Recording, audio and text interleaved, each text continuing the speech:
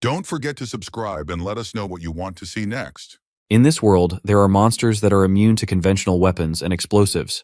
They brought chaos to the earth, and it seemed no one could stop them. But as always in the face of deadly threats, humanity had a chance. In different places began to appear magical doors of different colors depending on the rarity.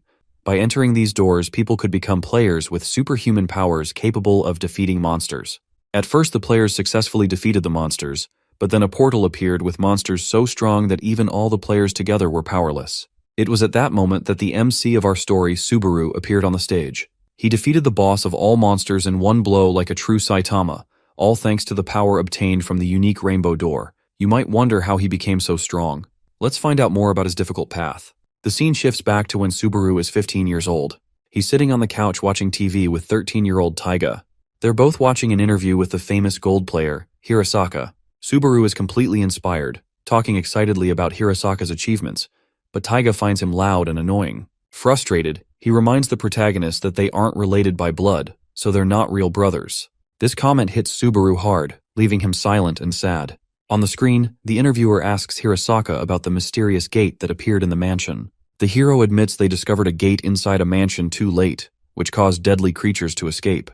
He explains that these creatures caused 16 deaths because regular weapons couldn't harm them. Only chosen players, selected by the doors of the trial, could kill the monsters. Hirasaka also shares that the gate to another world has a timer. When the timer runs out, the creatures will emerge. He acknowledges a mistake from the other day when a creature escaped, but reassures the public that they are working to enter the gate and eliminate all the monsters before the timers expire. Despite his guilt over the casualties, the interviewer praises him for killing the escaped creature in a single blow, saving countless lives from further harm. Hirasaka, though visibly remorseful, humbly accepts the praise, knowing the cost of his mistake. The player urges civilians to report any sightings of mysterious doors immediately to prevent future tragedies. Speaking on behalf of his team, he explains that the players risk their lives daily to protect the public from these deadly monsters. Subaru gets deeply inspired by Hirasaka's dedication and the bravery of all the players. The gate to another world first appeared 5 years ago, creating a pathway for monsters immune to conventional weapons to enter. These creatures terrorize humanity, and only the players can stop them. These players are chosen ones who pass through the doors of trial, which appeared on the same day as the gate. The doors are ranked in gold, silver, and copper. Those who pass through gold doors are the most powerful and highly respected, though all players are admired by humanity for their courage. The interviewer questions Hirasaka about how someone becomes a chosen one. Hirasaka reveals that the doors of trial only accept those who prove themselves strong. Taiga, sitting beside Subaru, mocks him, claiming he'll never be strong enough to pass through any door. Suddenly, a radiant gold door appears before 15-year-old Subaru, leaving him stunned. Overwhelmed by the moment, the main character steps forward and grasps the door, determined to open it and change his destiny. Just as he is about to succeed, his stepbrother shoves him aside, seizing the opportunity for himself. In an instant, Taiga enters the door, robbing Subaru of his chance to transform his life. 3 years later, Taiga has already become the youngest gold-ranked player, earning widespread respect and admiration. Meanwhile, Subaru faces bullying from 3 copper-ranked players. They tie him up with a rope and mockingly use him as a target for fun. Taiga appears on the scene with a girl, watching Subaru's humiliation. Instead of intervening, he mocks Subaru, saying he feels ashamed to call him his brother. Taiga then attacks his stepbrother with his special move, a powerful strike comparable to Hirasaka's golden sword. The force of the attack leaves the poor guy unconscious. As Taiga leaves with the girl, he coldly states that he doesn't care if the copper players kill Subaru. Left completely vulnerable, the bullies strip the protagonist and abandon him. Onlookers stare at him with pity, questioning his miserable existence. The next day, news reports reveal that 4 gates to the other world have appeared, and Taiga has destroyed all. At dinner that evening, Taiga's parents celebrate his accomplishments, praising him for bringing honor to the family. His mother commends him for supporting them financially, despite still being a student. She proudly declares how fortunate she is to have given birth to such a brilliant son, unlike her stepson, Subaru. Their father also dismisses his son, labeling him a failure. During the meal, Taiga notices that his expensive branded water has run out. He heads to the cage-like room where Subaru lives and orders him to fetch the correct brand of water. The evil stepbrother cruelly threatens that Subaru will remain his pet forever, calling him worthless. Subaru leaves the house, reflecting bitterly on Taiga's words as he walks the streets. He remembers the harsh conditions he endures in his tiny room, a cage that offers no escape from the scorching summer heat or freezing winters. Subaru's parents treat him like a servant, while Taiga sees him as nothing more than an insignificant insect. Subaru begins to regret not seizing his chance with the golden door when he had it. In his despair, the main character considers ending his life as the only way to escape his suffering. Meanwhile, 3 copper-ranked players appear. They have just returned from destroying a gate, evident from the scars on their bodies. Spotting Subaru, they decide to vent their exhaustion and frustration by killing him for fun. Armed with their swords, they begin chasing him, striking him whenever they can, leaving Subaru battered and severely injured. As Subaru stumbles, he realizes that his life is about to end at the hands of these players. Despite his earlier thoughts of ending his own life, a sudden surge of willpower fills him. He no longer wants to die. The players corner Subaru at a dead end and mercilessly attack him as he pleads for his life. Just then, 4 doors of trial appear between Subaru and the players. 3 of the doors are gold, silver, and copper, but the 4th stands out. It's a rainbow door. The sudden appearance of the rainbow door kills one of the 3 copper players, cutting him in 2 halves. The players, baffled by the rainbow door, speculate that it might be even more powerful than the golden one. They eagerly try to reach it, but the doorknob is on Subaru's side. The main character, who had resigned himself to death moments ago, now sees the rainbow door as a symbol of his second chance. He realizes this is his opportunity to reclaim everything stolen from him: his honor, status, power, and dignity. Determined to seize his moment, Subaru passes through the rainbow door, leaving the stunned copper players helplessly watching as the insect they tormented steps into the unknown. On the other side of the door, Subaru discovers that the trial of the rainbow door has begun. Subaru steps through the rainbow door and finds himself in a strange place. A figure with human-like arms and legs but an eyeless face stands before him. The creature named Vanquish notices Subaru's battered body and, with a wave of its hand, restores his heart, lungs, and legs. The main character feels strength rushing back into his body and stands up, looking at the figure. But as soon as the boy locks eyes, or rather the lack of eyes, with the being, he recoils in fear. Subaru quickly recalls crossing the door, which has now brought him into this strange new realm. The realization settles in. This is the beginning of his trial. The story briefly shifts back to the interview with Hirasaka. The interviewer asks him about the inside of the trial door. The player explains that, in his case, the interior was a grand medieval castle made entirely of gold. He further reveals that each door has a ruler who governs it, and to pass the trial, the player must earn the ruler's approval. The scene returns to Subaru, still inside the rainbow door. He observes the creature before him and realizes it must be the ruler of this place. This being will oversee Subaru's trial, and his journey has now truly begun. Inside the rainbow door, Subaru recalls Hirasaka's words about the trial. He knows he must attack the ruler to prove himself, but the creature standing before him looks monstrous. Subaru hesitates, unsure how he could possibly land a hit. The door owner notices his silence and speaks, asking him why he isn't preparing to fight. Subaru nervously replies that he's fine, but the ruler challenges him to start the trial immediately. Subaru questions the nature of the rainbow door, as he's never heard of it before. Vanquish, unimpressed by his hesitation, demonstrates his immense power with a sudden move that terrifies Subaru. This makes the poor boy doubt his ability to even touch the ruler. When the ruler demands that Subaru attack again, his legs tremble, and the ruler begins to question how someone so unsure of himself could have been chosen for this door. To push Subaru further, Vanquish throws several swords near him and commands him to choose one and fight. He offers the boy a choice: fight and prove himself, or leave through the door behind him, returning to his old life. Shaken and overwhelmed, Subaru reaches for the doorknob to leave. But just as he begins to turn it, the ruler stops him. Vanquish seems puzzled that Subaru, who once craved power and change, is now willing to return to the very life he wanted to escape. The ruler's intervention forces the boy to confront his own fear and uncertainty. The protagonist's fear overtakes him, and he decides to leave the trial, turning the doorknob to escape. The ruler, disappointed by the boy's retreat, calls him an insect. This word strikes a nerve, as Subaru recalls all the times he was belittled and bullied with that term. His suppressed rage boils over, and he begins banging on the door furiously, shouting his frustrations. The main character confronts the ruler, Vanquish, accusing him of cruelty and arrogance for using his power to mock and belittle him. The owner of the door smirks, further provoking Subaru's anger. Fueled by hatred and defiance, Subaru strikes Vanquish's face with all his might. The impact carries an intense, raw energy. Vanquish observes the strike and confirms that Subaru has passed the trial, explaining that his anger has transformed into power. Vanquish approaches Subaru and suddenly bites his shoulder, transferring his own power to the boy.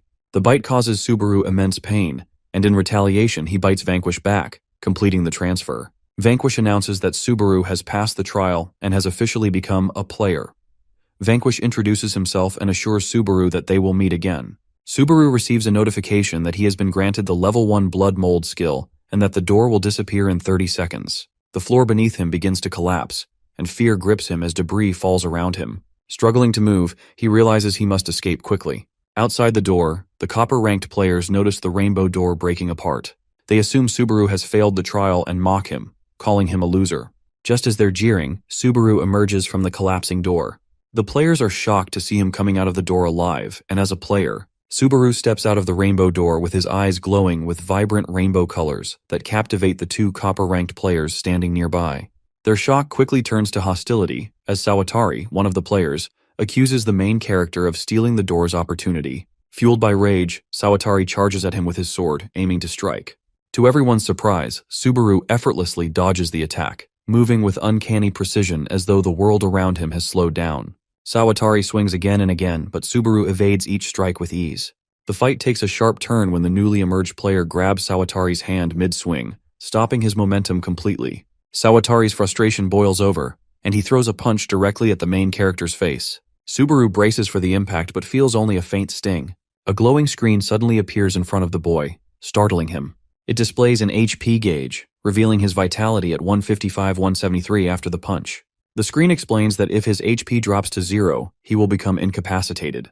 Realizing this, Subaru understands that he needs to protect himself and fight strategically to avoid losing HP. For the first time, Subaru sees the world as if it were a game. Everything, from the glowing HP bar to the detailed menu, feels surreal yet empowering. He begins to comprehend that this is how players experience their world, and he now fully belongs to this realm. Sawatari and his companion also notice Subaru's transformation. The realization that Subaru has become a full-fledged player frustrates Sawatari. Furious at his failure to harm someone he deemed inferior, he summons his most powerful skill, Red Rose. Subaru braces himself as Sawatari unleashes another attack, this time with even more power.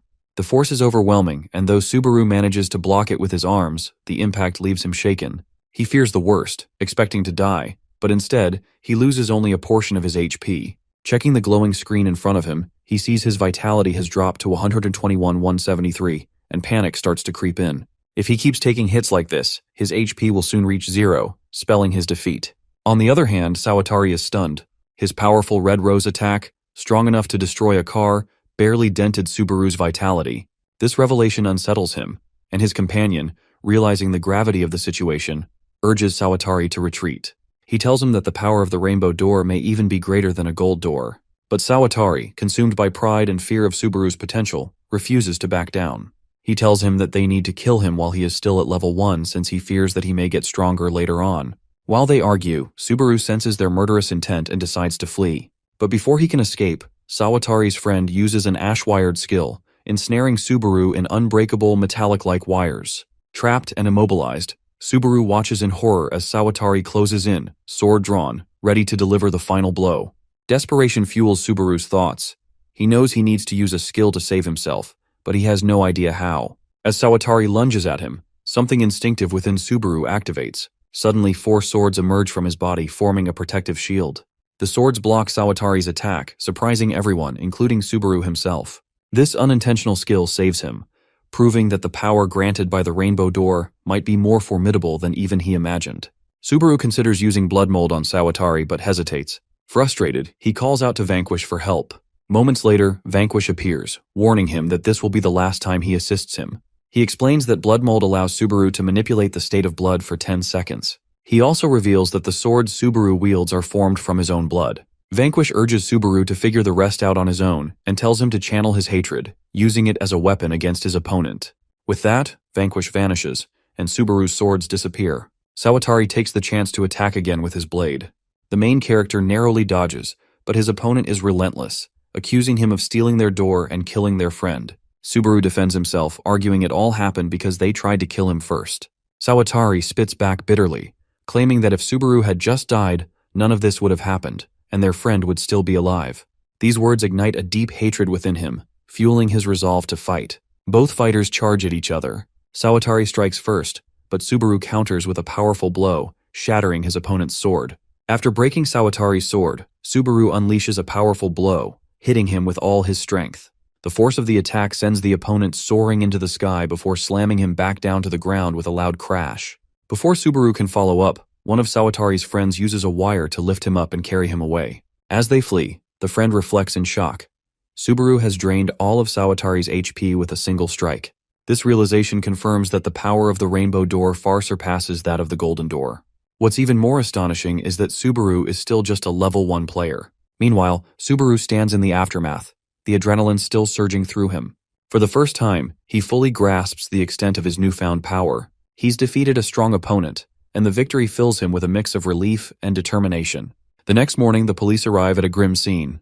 A copper player has been found sliced cleanly in half, lying in the middle of the street.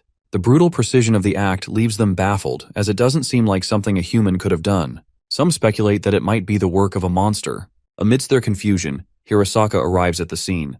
Calm but observant, he assures the officers that he has thoroughly searched the area and found no evidence suggesting an underworld creature's involvement. The police thank him for his assistance, relieved to have his expertise. As they examine the body further, they discover the player's registration card, identifying him as Kunisaki Shutaru, a copper player. Hirosaka's expression darkens. Slicing a copper player in two with such precision could only be done by someone possessing the strength of at least a silver player. The realization disturbs him deeply. A single name lingers in his mind, and he wonders if he could really be behind it. But Hirosaka quickly dismisses the thought. Now is not the time for suspicion or inner conflict. The priority is clear. Find the culprit and destroy as many doors as possible before the sky clock strikes 0. Taiga heads to Subaru's cage-like room, but to his surprise, Subaru isn't there.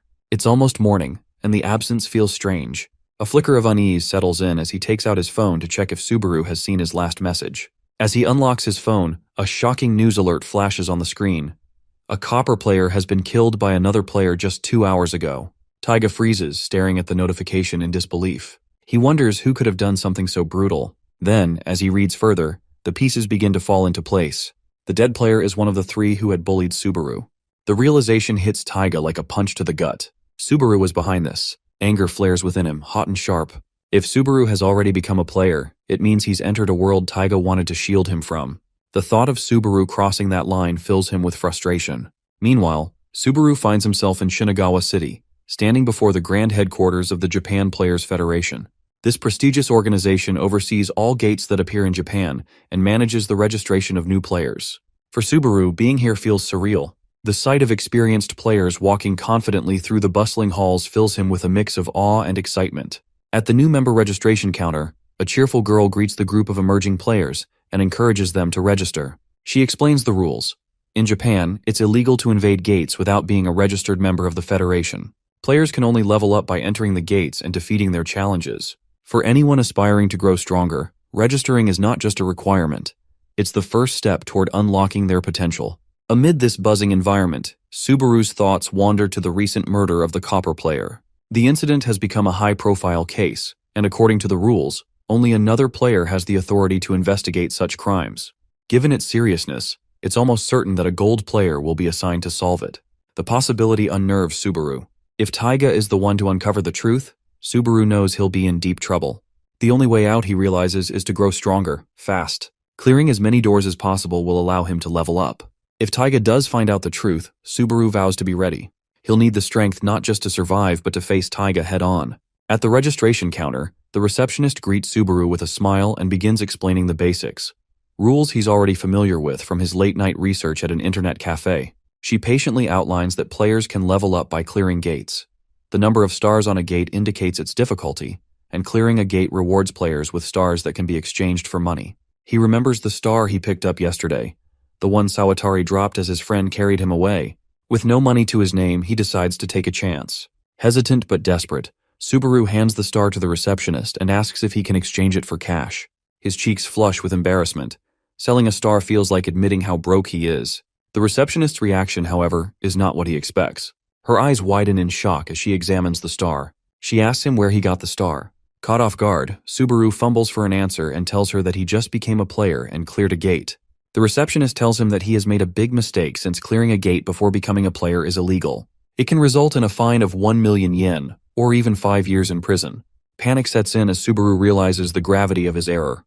The scene shifts to a bustling police station where Taiga, one of Japan's 7 gold-ranked players, makes his entrance. His imposing presence immediately turns heads, and the officer at the reception desk can't hide his surprise. The officer asks him why he is here. Taiga wastes no time with pleasantries. He's here to investigate yesterday's high-profile murder. With a serious expression, he requests access to the evidence, explaining that there's something important he needs to verify. Meanwhile, Subaru manages to exchange his star for money, thanks to the receptionist's kindness. She bends the rules just this once and sends him 1 million yen. Subaru learns that 1 star is worth 100,000 yen, and 5 stars could fetch a staggering 10 million yen. Motivated by this realization, he resolves to chase his dreams and work hard to level up. With his newfound wealth, Subaru treats himself to a much-needed transformation. He visits a barber's shop, shedding his shaggy, unkempt appearance for a sharp new look. Next, he splurges on branded clothes and steps into a cozy cafe, indulging in an expensive caramel macchiato. For the first time in his life, Subaru sits back and enjoys the simple pleasure of sipping coffee in stylish clothes. The warm, sweet drink brings tears to his eyes. It's been so long since he's had anything this comforting. As he savors the moment, memories of his past flood back. He recalls the relentless years of working like a slave for his brother and parents, his dreams buried under their expectations. But today, for the first time, he feels the weight of freedom lifting. The feeling is intoxicating, but Subaru quickly regains his focus. This is just the beginning. He plans to return for another cup of coffee, but only after clearing a gate and leveling up. His mission awaits, and he's determined to rise. As Subaru dreams about his future, he suddenly notices Taiga towering over him, his face ablaze with anger. Before Subaru can react, Taiga grabs him by the collar and drags him out onto the street. The tension is suffocating, but Subaru refuses to cower. Summoning his blood mold ability, he channels his blood to form a thick rope. With a swift motion, he uses the blood rope to tie 3 nearby vehicles together, planning to hurl them at Taiga in a desperate counterattack. Just as he prepares to strike, Subaru's eyes catch sight of a frightened mother clutching her child close by. They stand frozen, terrified by the chaos unfolding before them. Subaru hesitates, waiting for them to move to safety. But the precious seconds tick by, and before he knows it, the 10-second limit of his blood mold skill expires. The rope dissolves into nothingness, leaving Subaru vulnerable and unarmed against Taiga's wrath. Subaru's secret is out. Taiga now knows he's a player. Fury burns in Taiga's eyes as he storms toward Subaru. As a level 1 player, Subaru is aware of the impossible odds he faces against one of the top gold-ranked players in the country. Yet, something ignites within him, and he gets ready to fight his biggest fear. The fight between the brothers causes a traffic jam. A woman sitting in her car asks a passerby about what is going on. He tells her that the gold-ranked player is on a rampage and warns her to abandon her car and run away. Both the brothers are now face to face.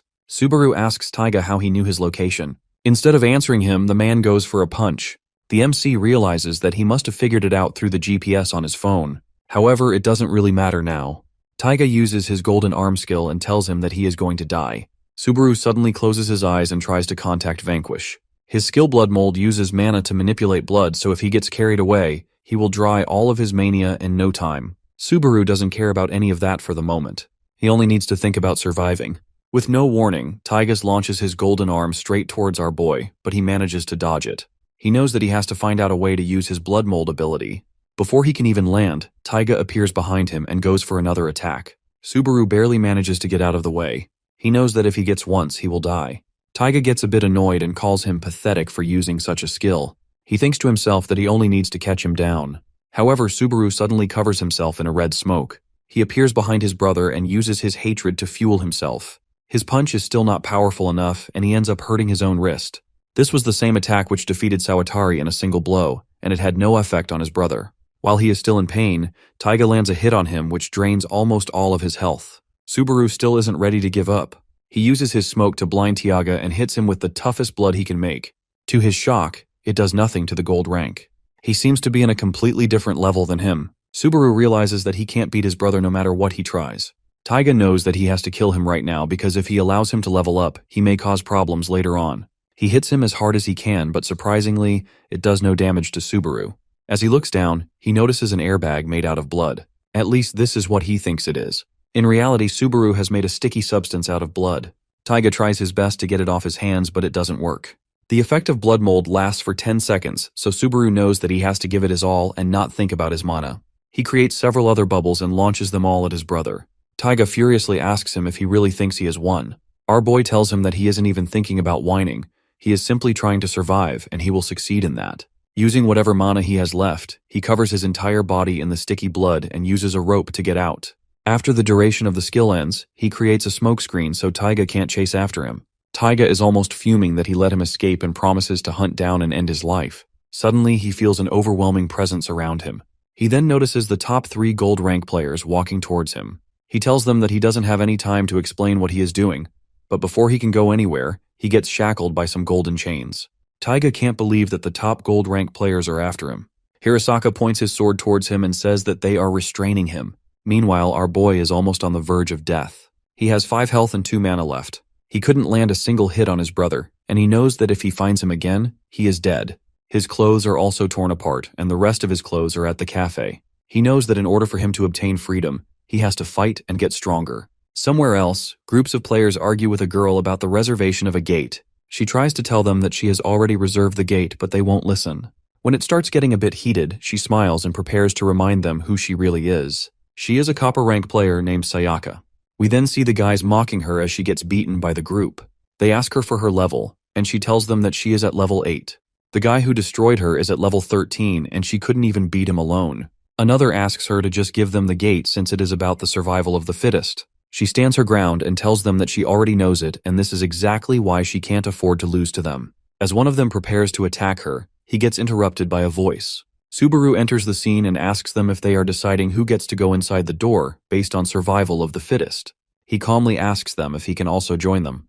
The guy gets mad and tries to push him away. Subaru immediately uses his skill and the man falls down to the ground. With a serious expression, he tells them that he has to get stronger as soon as possible. He also tells them that he is at level 1. Hearing this, the men think that they can take him on just using their stats difference. Subaru has been fighting strong players all this time, so these guys appear too slow to him. He continues beating them down using his fists. The last guy uses one of his skills and takes out a gun. He tries shooting him, but Subaru simply blocks the bullets using his blood mold skill. He then proceeds to destroy this guy too. Meanwhile, Sayaka stands there in shock, wondering who he is.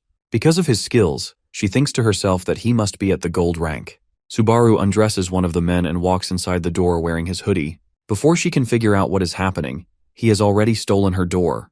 This is his first time inside a door and he thinks it looks great. Suddenly, Sayaka opens the gate and enters from behind. Immediately after entering, she locks the door, making it impossible for them to escape without defeating the boss. She lets out an evil laugh and says that the guys outside won't be able to enter even after waking up. Meanwhile, Subaru stands there awkwardly. He tells her that he won the door fair and square, but she argues that she originally reserved it for herself. All the doors are listed on the website and players can reserve them. He apologizes to her and tells her that it's his first time inside the gate. He needs to level up and leave immediately, so he asks if she will allow him to clear it with her. She allows him since he helped her, but more importantly because she knows what it feels like to try to get stronger. The two of them make a deal to split the reward 70-30. He doesn't want to get her his real name since he is accused of murdering a player, so he tells her that he is Vanquish. As she excitedly prepares to clear the gate, a stone comes flying at her. Subaru tries to warn her, but she is quick to block the attack. The enemies inside the gate have arrived. Sayaka smiles and asks him to let her handle it. The players are able to fight the underworld creatures thanks to their increased physical powers and skills granted to them by the doors. As the girl continues taking down the monsters, Subaru watches in awe. After putting all the creatures to sleep, she turns around and asks him what he thinks. She proudly explains that her skill is called Instant Void, and it allows her to stun any enemy for 3 seconds by hitting them. She can't use it in long-range fights, but it's great in close combat. Suddenly, all the creatures get up again. Her ability only stuns them for 3 seconds, and she forgot to finish them off during that time. She starts screaming for help, but our boy is still obeying her orders. He realizes that her ability also has a time duration like blood mold. He can't use his blades because she is in the way, so he decides to use something else. Subaru uses his blood mold skill to create long, strong ropes. The ropes wrap around the monsters' necks, tightening until they suffocate and collapse. With every enemy defeated, Subaru levels up, becoming a level 4 player. His blood mold skill also improves, extending its duration to 15 seconds. His wounds from Taiga heal completely, and his HP and MP are fully restored. Sayaka, who only knows Subaru by the name Vanquish, is amazed by his power. Subaru praises her skill in return, but she downplays her abilities. He gives her advice. Use her Instant Void skill every 3 seconds in one-on-one battles to maintain an advantage. Sayaka realizes this strategy could make her nearly unbeatable. They soon spot more creatures hiding in a nearby creek. Sayaka steps forward, targeting one monster and applying Subaru's advice.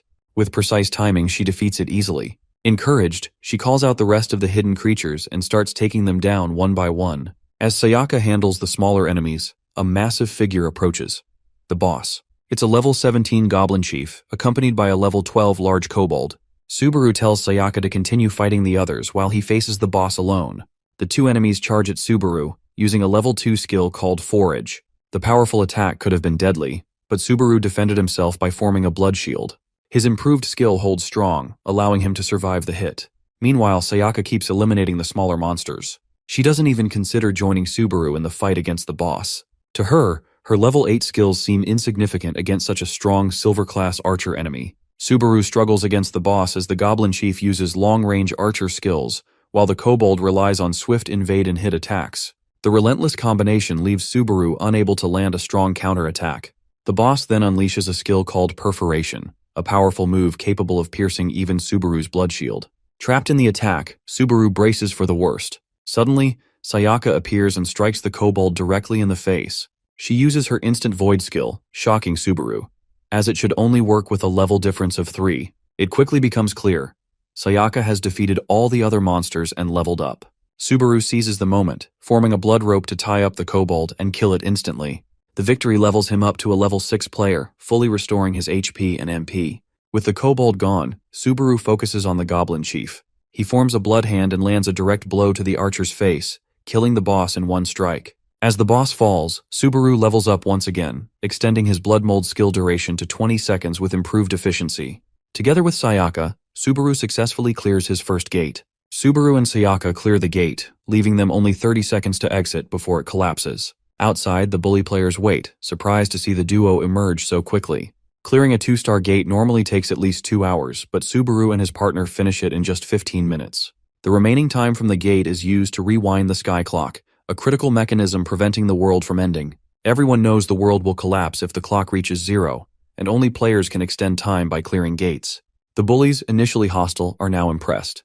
They recognize that the gate could only be cleared by someone of level 9 or higher, and are awestruck by the achievement.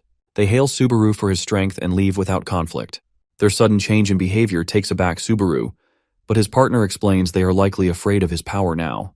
The duo earns 2 stars as a reward. Subaru suggests that Sayaka redeem them in her name, raising her suspicions about his identity. Later, while celebrating their success at a cafe, she asks if Vanquish is his real name. She also questions how he has such incredible power as a level 1 player, but she clarifies that she isn't judging.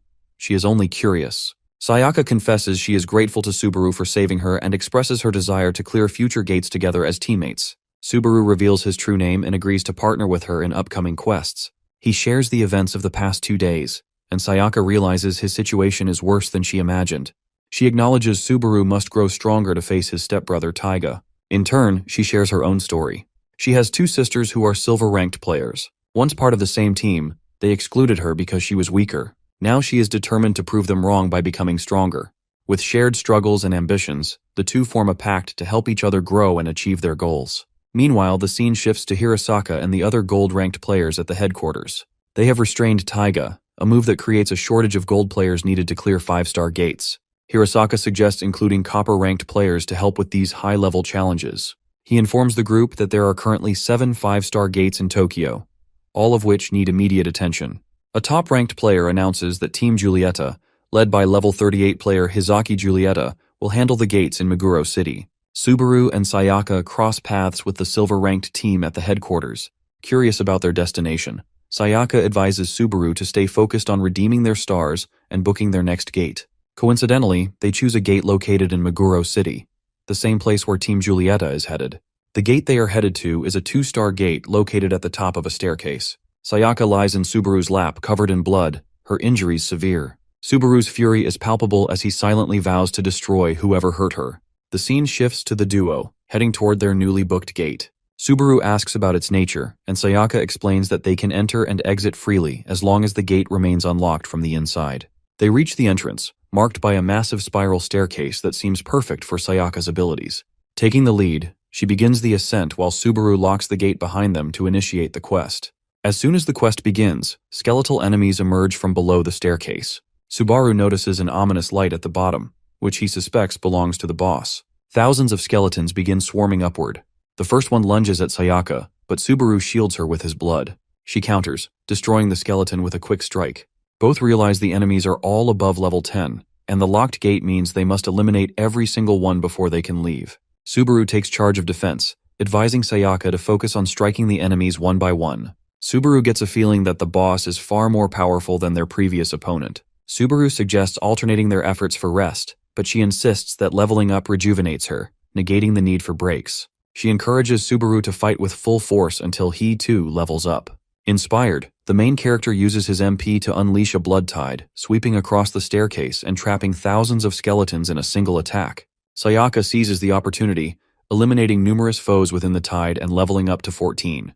With the numbers dwindling, Subaru steps forward to finish off the remaining skeletons. His relentless efforts bring him to level 16. Sayaka praises his skills, but as she speaks, a skeleton sneaks up behind her. Subaru swiftly takes it down. Both agree that at their current pace, they can reach the lowest floor while steadily increasing their levels. As they descend, Subaru's unease about the boss intensifies. By the time they reach the ground floor, the main character has reached level 19, and Sayaka has leveled up to 20.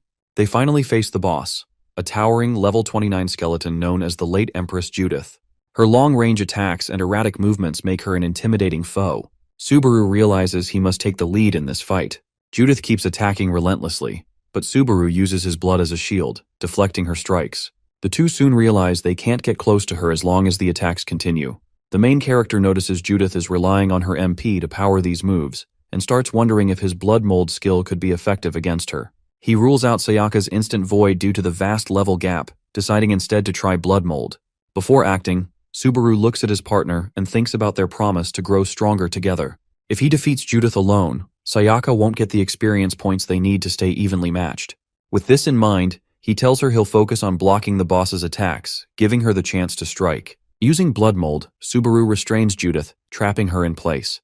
This creates an opening, and Sayaka moves quickly, striking Judith in the face with precision and speed. While she attacks repeatedly, Subaru warns her that the blood mold will expire in 5 seconds. She retreats just as the skill ends, but Judith counters, launching an attack at her. Subaru blocks it with his blood shield, saving Sayaka in the nick of time. The pair repeat this strategy, but as they press on, Judith speaks, shocking them both. The boss questions aloud where Subaru learned such a skill. Her voice is deep, unnerving, and full of disbelief. She accuses him of possessing power from someone named Vanquish, becoming enraged at the thought. Using all her MP, Judith transforms into an even more terrifying creature. Judith unleashes a powerful wave of energy that Subaru blocks with his MP, but the strain is immense. The main character's MP drains rapidly, leaving him with no choice but to end the fight immediately. Determined, Subaru transforms his blood into a spear and charges head-on. The spear pierces Judith clean through, and she collapses, defeated. He levels up to 21, while his partner gains valuable experience points as well. However, Subaru can't shake the implications of Judith's words. If she knew Vanquish, it could mean these underworld bosses are tied to the gate owners. Subaru vows to find out more next time. Just as they begin to relax, they realize something is wrong. They haven't received the notification for the gate's unlock. Anxiety builds as they wonder if they've been trapped. Suddenly, a shimmering rainbow door materializes in front of them. Subaru is startled, but Sayaka explains, this is a trial door, a rare occurrence where players gain new skills after completing it. She mentions that the top-ranked gold player has cleared 7 doors and become nearly invincible. Driven by curiosity and ambition, Subaru unlocks the door. The moment it opens, an attack comes out of nowhere. Subaru's arm is slashed, and his partner is struck, falling hard to the ground. Shocked and furious, he looks toward the door to find someone standing there. It's not Vanquish this time. He rushes to Sayaka's side and sees her bleeding heavily. The figure at the door smirks, mocking him and calling him an insect. Fueled by anger, Subaru swears to destroy this new foe. The attacker steps forward, introducing himself as the Ghoul King Carrion, one of Vanquish's subordinates. The battle is far from over. As Subaru faces off against the subordinate of Lord Vanquish, he is shocked to see such an opponent standing before him. Acting quickly, he attempts to contact Vanquish and inform him that his subordinate is attacking them. However, to his astonishment, Vanquish vanishes without responding. This confuses him even more, and the subordinate explains that the Lord Vanquish within him isn't real. It's merely a mechanism of the blood mold technique. He further reveals that for him to complete the trial, he must inflict a wound on his body. Before the subordinate can even finish speaking, Subaru charges at him without hesitation. Carrion, however, is far too fast and effortlessly dodges his attack. He tells him that if he succeeds in overcoming the trial, he will earn one of Lord Vanquish's greatest treasures, the divine chisel. Ignoring the subordinate's words, he furiously attacks with his blood whip. The subordinate is impressed by the strength of his attack. However, he is confident that the protagonist will never catch him. He reveals that he has been observing him all along with Lord Vanquish and is well aware of his unique ability to adapt and replicate the fighting styles of his enemies. Driven by the urgency to save his injured friend, Subaru presses on and challenges the subordinate to face him head-on instead of dodging. Accepting the challenge, the subordinate engages him in direct combat. He cuts through Subaru's blood armor as though it were paper and slashes him in the face. He falls to his knees with blood dripping from his face. Carrion taunts him, claiming that his sword contains Lord Vanquish's own essence, making it unstoppable. While the subordinate mocks him, he suddenly feels a surge of blood strikes him from below. Laughing, he realizes that Subaru extended his blood whip beneath his feet. This impresses him even further. He acknowledges his potential as a warrior, but swiftly counters, appearing in front of Subaru and delivering a powerful punch to his stomach. Following up, the subordinate uses his blood technique to hurl him several meters away. As the MC lies on the ground, Carrion scolds him, asking if he truly thought the trial was a joke. However, our boy rises once again with blood dripping from his battered face. Consumed by his determination to save his friend, he forms a new blood armor using his blood mold technique. Channeling his hatred into raw power, he launches another attack. Despite his determination to win, the subordinate's speed remains unmatched, and he struggles to land a decisive blow. As they continue fighting, Carrion slices off one of his arms with ease, cutting through his armor as if it were nothing. Yet our boy astonishes him by reattaching his severed arm with the blood technique. The subordinate is momentarily surprised, but he resumes his relentless assault, dismembering him repeatedly. Each time, Subaru reattaches his limbs using his blood mold technique, despite the immense strain on his body. The subordinate realizes that his relentless efforts are pushing him to the brink of collapse, as his mana dwindles with each reattachment. He begins to laugh, impressed at the MC's willingness to sacrifice himself to win the fight.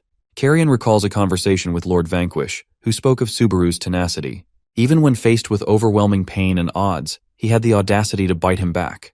This memory makes him laugh, and he begins to admire his ferocity. Back in the present, Carrion laughs and tells him that he has started to like him. However, as he looks at his face, he is terrified. Subaru, now almost out of control, channels his remaining strength to create a blood lance with his blood mold skill. Without hesitation, he charges forward, aiming to pierce the subordinate directly.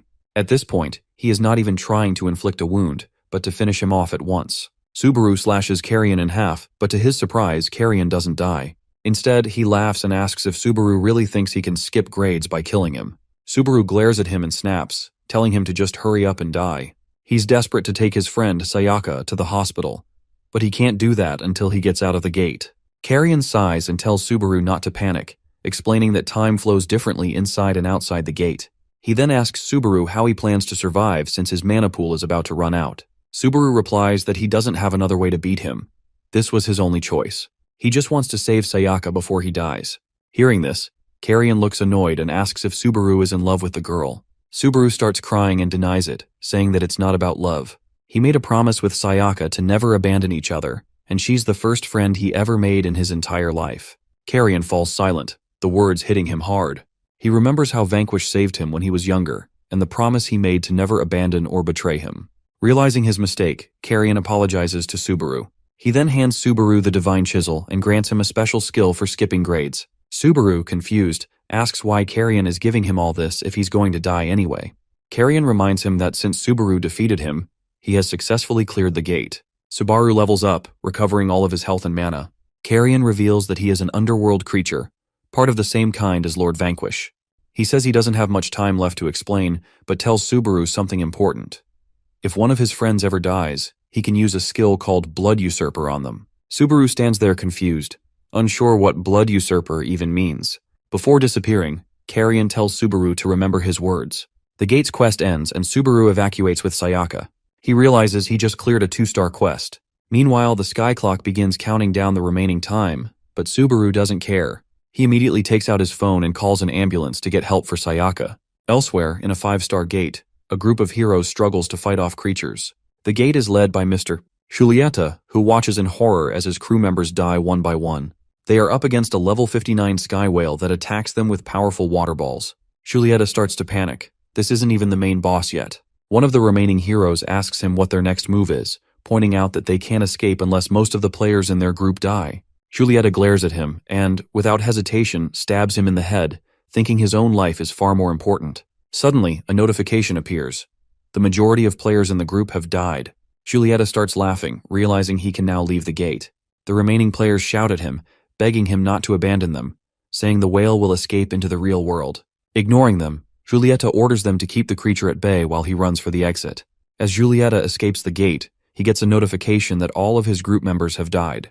Before he can react, a powerful attack from the whale strikes him. He begins crying, realizing the players weren't able to stop the whale. The massive creature has escaped the gate and is now heading toward the city. Back in the real world, doctors tend to Sayaka as Subaru watches over her. Suddenly, he gets a notification. The 5-star quest has failed. The quest still had 5,837 hours remaining, but as a penalty, all of this time was deducted from the sky clock. The timer now shows only 49 days left. Subaru tries to make sense of it all when he hears Julieta screaming in the distance. Julieta bursts into the hospital yelling for help. He frantically demands a car and tries to force a doctor to drive him away. He shouts at them to abandon Sayaka, claiming his life is more important because he's a silver rank. Subaru steps forward and places a hand on Julieta's shoulder, trying to stop him. Julieta turns back, furious, and demands to know what Subaru is trying to do. Meanwhile, the massive whale looms closer, its shadow darkening the skies. The Player Federation warns the citizens of Meguro City about the underworld creature that has just escaped the gate. The threat level is classified as 5 stars, and the Federation frantically tries to evacuate all the residents. Subaru hands his friend Sayaka over to the doctors as they escape in an ambulance. This enrages Julieta, who threatens to kill Subaru. Without hesitation, Subaru uses his blood armor technique to create a suit of armor and begins beating Julieta relentlessly. After restraining him, Subaru demands to know if the whale is only targeting him. Julieta, shocked at Subaru's overwhelming strength, explains that underworld creatures only target the place inside the gate. Subaru processes this information, realizing that as long as Julieta is alive, the whale won't stop attacking this area. Determined to end the threat here and now, Subaru questions Julieta about the whale's abilities. Julieta reveals that the creature can summon water and shoot laser beams. As the whale charges its next attack, Subaru quickly raises his blood shield, deflecting the powerful laser. Even Julieta is stunned, knowing the whale's attacks can penetrate even silver-class shields. With the whale hovering in the air, Subaru sees an opportunity to fight without holding back. He leaps into the sky and strikes the whale with his blood fist attack, but the hit does little damage. The whale lets out a deafening roar, shattering the windows of nearby buildings. Subaru lands back on the ground, realizing this underworld creature is far stronger than he expected. Determined, he draws his divine sword and channels 1/3 of his mana into a single, powerful strike. As the whale fires a barrage of water missiles, Subaru intercepts and destroys them with his attack. However, the creature is still alive. The whale begins charging another laser, and Subaru knows he must stop it. If the whale fires, the entire city could be destroyed. Without hesitation, he uses another 1/3 of his mana and launches another devastating blow. This time, he manages to finish off the whale. The creature collapses, and the water it summoned falls to the ground in the form of rain. The citizens look back, stunned, realizing that someone has defeated the underworld creature. Julieta watches in disbelief, wondering if Subaru is the new gold rank player. Subaru, however, doesn't gain any levels for defeating the whale since it was killed outside the gate. Despite this, he feels relieved that the city and its people are safe. Thinking of Sayaka, he immediately leaves to check on her. Meanwhile, an old man records a video of his heroic actions. At the hospital, the doctors are busy operating on Sayaka. Her condition appears critical, and the protagonist tries to reach her anxiously. A single tear rolls down from her eye. The scene shifts to the mortuary, where Subaru takes one final look at his friend, Sayaka. Overwhelmed by grief, he drops to his knees, blaming himself for her death. It was his decision to involve her in the dangerous quest, and now he feels the weight of that mistake. Anger bubbles within him, but amid the sorrow he remembers when Carrion told him to use the Blood Usurper skill if one of his friends ever died. Desperation kicks in, and Subaru frantically opens the system menu, searching for the skill. Since he is at level 26, he unlocks Parivara, a skill that allows the user to resurrect someone as their kindred within 1 hour of their death. The description is vague, but it's his only hope. Without hesitation, he activates the skill. Sayaka's body begins to change as a countdown appears, ticking down relentlessly. If it reaches 0, the chance to save her will be gone forever. Subaru watches in horror as the numbers drop. When the timer hits 0, nothing happens. Panic overtakes him and he wonders if the skill has failed. At that moment, 2 girls enter the room. They rush to Sayaka's body, crying and calling her their sister. Subaru watches in stunned silence, realizing they must be her older and younger sisters. One of the girls notices him and storms over, demanding to know who he is. Still in tears, Subaru explains that he was a friend of Sayaka. Fury flashes in her eyes as she pins him against the wall. Accusing him of dragging Sayaka into this mess, she blames him for her sister's death. Her anger erupts, and she raises her hand to strike him, but before she can, Sayaka suddenly sits up. An ominous aura radiates from her as she rises. Her appearance has completely transformed. Even her clothes seem different, and her eyes carry an unnatural intensity. Sayaka calls out to her sister and orders her to let go of Subaru. Then, without warning, she moves to attack. Subaru reacts quickly, grabbing her arm. He's stunned by her strength. This isn't the Sayaka he knew. Dropping to her knees, Sayaka apologizes, confusing her sisters even further. She explains that Subaru revived her as a kindred using the Paravara skill. She has no memory of her past life, and now exists only to obey his commands. The two sisters recoil in horror and anger. They lunge at him again, but Sayaka steps forward, vowing to eliminate them in 10 seconds if necessary. Subaru, panicking, stops her before she can attack. Using his blood mold technique, he restrains the sisters and runs away while grabbing Sayaka. As Subaru runs, confusion swirls in his mind. Sayaka's actions are nothing like her former self.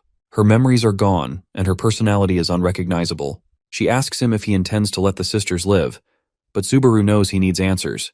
He needs to understand what being a kindred really means. Outside the building, Subaru's attention is drawn to a massive screen displaying a news broadcast. Footage of his battle with the whale dominates the broadcast, and his face is now plastered across the city. The entire encounter has gone viral. Before he can process the situation, two players suddenly appear before him. One is Udo, the third-ranked gold player, and the other is Shikishima, the second-ranked gold player. Their presence alone is intimidating, yet Subaru senses someone even stronger nearby. The two players address someone off-screen, calling out to Hirasaka, who steps forward moments later. Smiling confidently, Hirasaka approaches Subaru. He calmly explains that Subaru is under suspicion for destroying a commercial facility near Shinagawa City, and for the murder of a fellow player, one who was Subaru's classmate. With an unsettling smile, Hirasaka adds that he simply wishes to have a conversation. He is currently the strongest player in Japan, and Subaru admires him the most. Hirasaka tells him not to be nervous, as the suspicions against him have been cleared. As they all sit in the car, he explains to him that this is the first time a rainbow door like that has appeared in the world. He has overcome 2 trials so far and even revived his friend. Subaru confirms this and asks him about the previous suspicions. One of the players tosses him a tablet, showing footage of him fighting the whale. It reveals that the destruction around the shopping mall, from start to finish, was captured on camera. The footage proves he was merely a victim targeted by Taiga. On the other hand, regarding the suspicion surrounding Kunizaki's murder, they explain that the door turning people into players appeared and bisected him. Additionally, 2 other players at the scene have testified, clearing Subaru of all accusations. Not only is Subaru no longer under suspicion, but he has also become a hero. News of him defeating an underworld creature from a 5-star gate has spread. Shikishima explains that, after hearing Subaru's story, Taiga's mysterious behavior now makes sense. Taiga only has the golden arm skill because he stole a door from another player, preventing a second door from appearing. This revealed Taiga's true motives. He kept Subaru close to stealing his door if it ever appeared again. The group moves down the headquarters floors and reaches the 6th basement level, where Taiga is locked up in a special prison designed for rogue players. Taiga growls in anger when he sees Subaru. Shikishima kicks the prison bars and tells him they have Subaru's testimony and can proceed with the investigation. Hearing this, Taiga becomes furious and threatens to kill Subaru. Sayaka to interfere, but the protagonist stops her. Strangely, he feels calm in front of the terrifying and hateful Taiga. As they leave the prison, Taiga continues to scream in rage. Udo asks Hirasaki if it's wise to let Subaru leave like this. Hirasaki reassures him, stating that they plan to grant Subaru some privileges. As he looks at a report about a 6-star gate's appearance, he reflects that they need him to grow even stronger. Later, Subaru goes to exchange the 2 stars he earned from his recent quest. The receptionist informs him he will receive 300,000 yen for the stars, plus an additional Y20 million as a bonus for defeating the 5-star underworld creature. She also hands him a card, explaining that it grants him special privileges from the Federation, allowing him to use several convenience stores and hotels free of charge. While processing all this information, Subaru overhears several players talking behind him. They recognize him from the viral video and wonder about his rank. The receptionist smiles and tells Subaru she has informed everyone about his accomplishments. She then asks him what he plans to do next. Now that he has power, fame, and money, Subaru begins to wonder what he truly wants. Meanwhile, back in the prison, Taiga causes a commotion. A girl appears and restrains him with golden chains. She is Kinokawa, a gold-ranked player and the same receptionist who spoke to Subaru earlier. Using her skill, she pins him down effortlessly. Taiga is shocked, realizing Subaru has grown overwhelmingly strong, and bitterly reflects on how he underestimated him. His anger grows, and he starts blaming the world. As Taiga's rage peaks, a dark door begins to form behind him. As the purple door appears behind them, the girl nervously asks Taiga what he just did. However, he seems just as shocked as she is. The door calls out to him, telling him that the world won't choose him. A hand emerges from inside the door, inviting him in. Though still trapped in golden chains, several hands extend from the gate and begin pulling him inside. The girl tries to stop him using a golden chain, but the energy emanating from the gate shatters her chains. Her entire body slowly begins falling apart. Meanwhile, the entity inside the door continues to lure Taiga, offering him its power and urging him to destroy the entire world. Meanwhile, in a nearby hotel, Subaru lies on the ground, lost in thought. Sayaka asks what's on his mind. He's still pondering her earlier question about what he plans to do from now on. Looking at her, he asks what he should call her since using her real name feels odd. Sayaka suggests he simply call her Saya. He then asks if there's any way to return her to her previous self. Saya asks him to show her his skill window.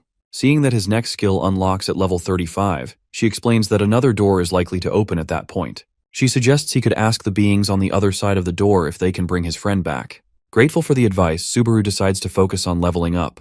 The two of them immediately prepare to enter a gate. They find a 3-star gate near the entrance of a store. The store owner thanks Subaru for his help and calls him Savior. As Subaru glances back, he asks Saya if she's coming with him. She tells him she's his kindred and will follow him for life. Subaru notices her status window, showing she is level 21 and capable of using the blood mold skill. However, instead of relying on her own mana, she uses his. Inside the gate, they encounter several demons.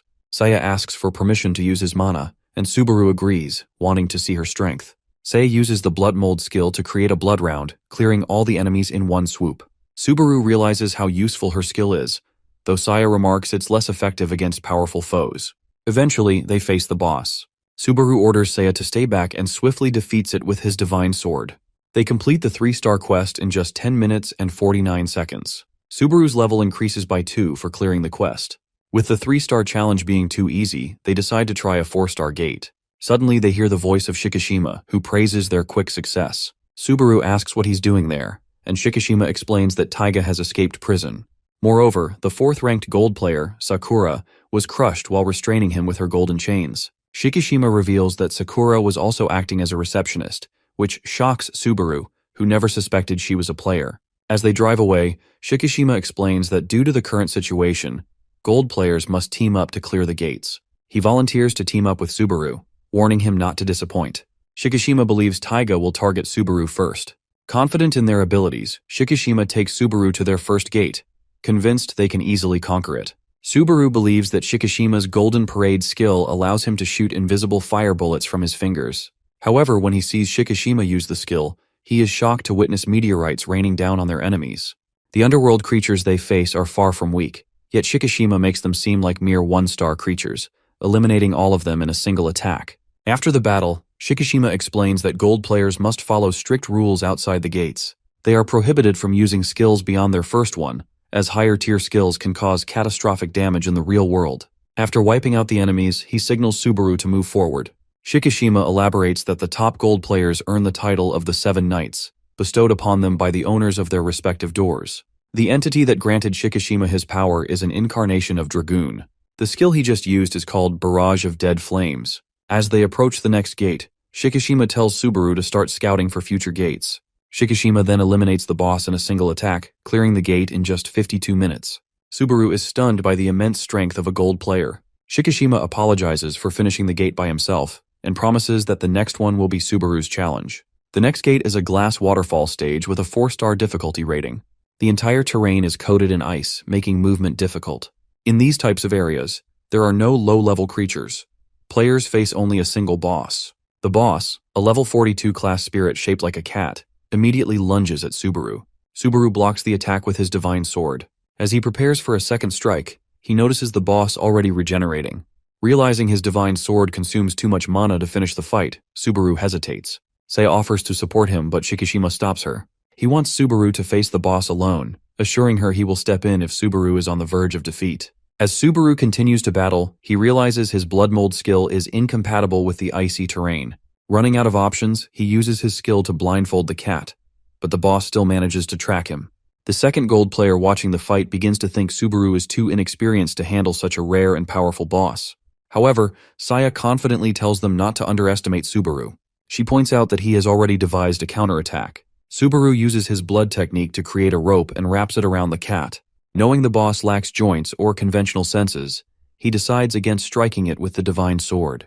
Instead, he opts for a high-impact attack. Subaru combines the Corpse Fist spell he obtained from Carrion with his blood mold skill to land powerful blows on the boss. He relentlessly continues the assault until the boss is drained of mana and unable to regenerate. Shikishima is surprised by Subaru's ability to quickly analyze the boss's traits and develop a strategy. He is even more impressed by Subaru's skillful combination of two abilities. Saya smiles, pleased to see Shikishima acknowledging Subaru's potential. As Subaru continues fighting the boss, Shikishima notices that both of them are getting tired. He calls out to Subaru, telling him he will buy him some time to land the final blow. Subaru takes the opportunity and successfully defeats the boss, instantly leveling up. Afterward, he finishes off the cat spirit without any trouble, clearing the entire gate in just 48 minutes. Later, they visit a sushi shop where Subaru stares at the sushi with sparkling eyes. Shikishima asks him what's wrong, and Subaru, wearing an innocent expression, admits it's the first time in his life he has ever seen sushi.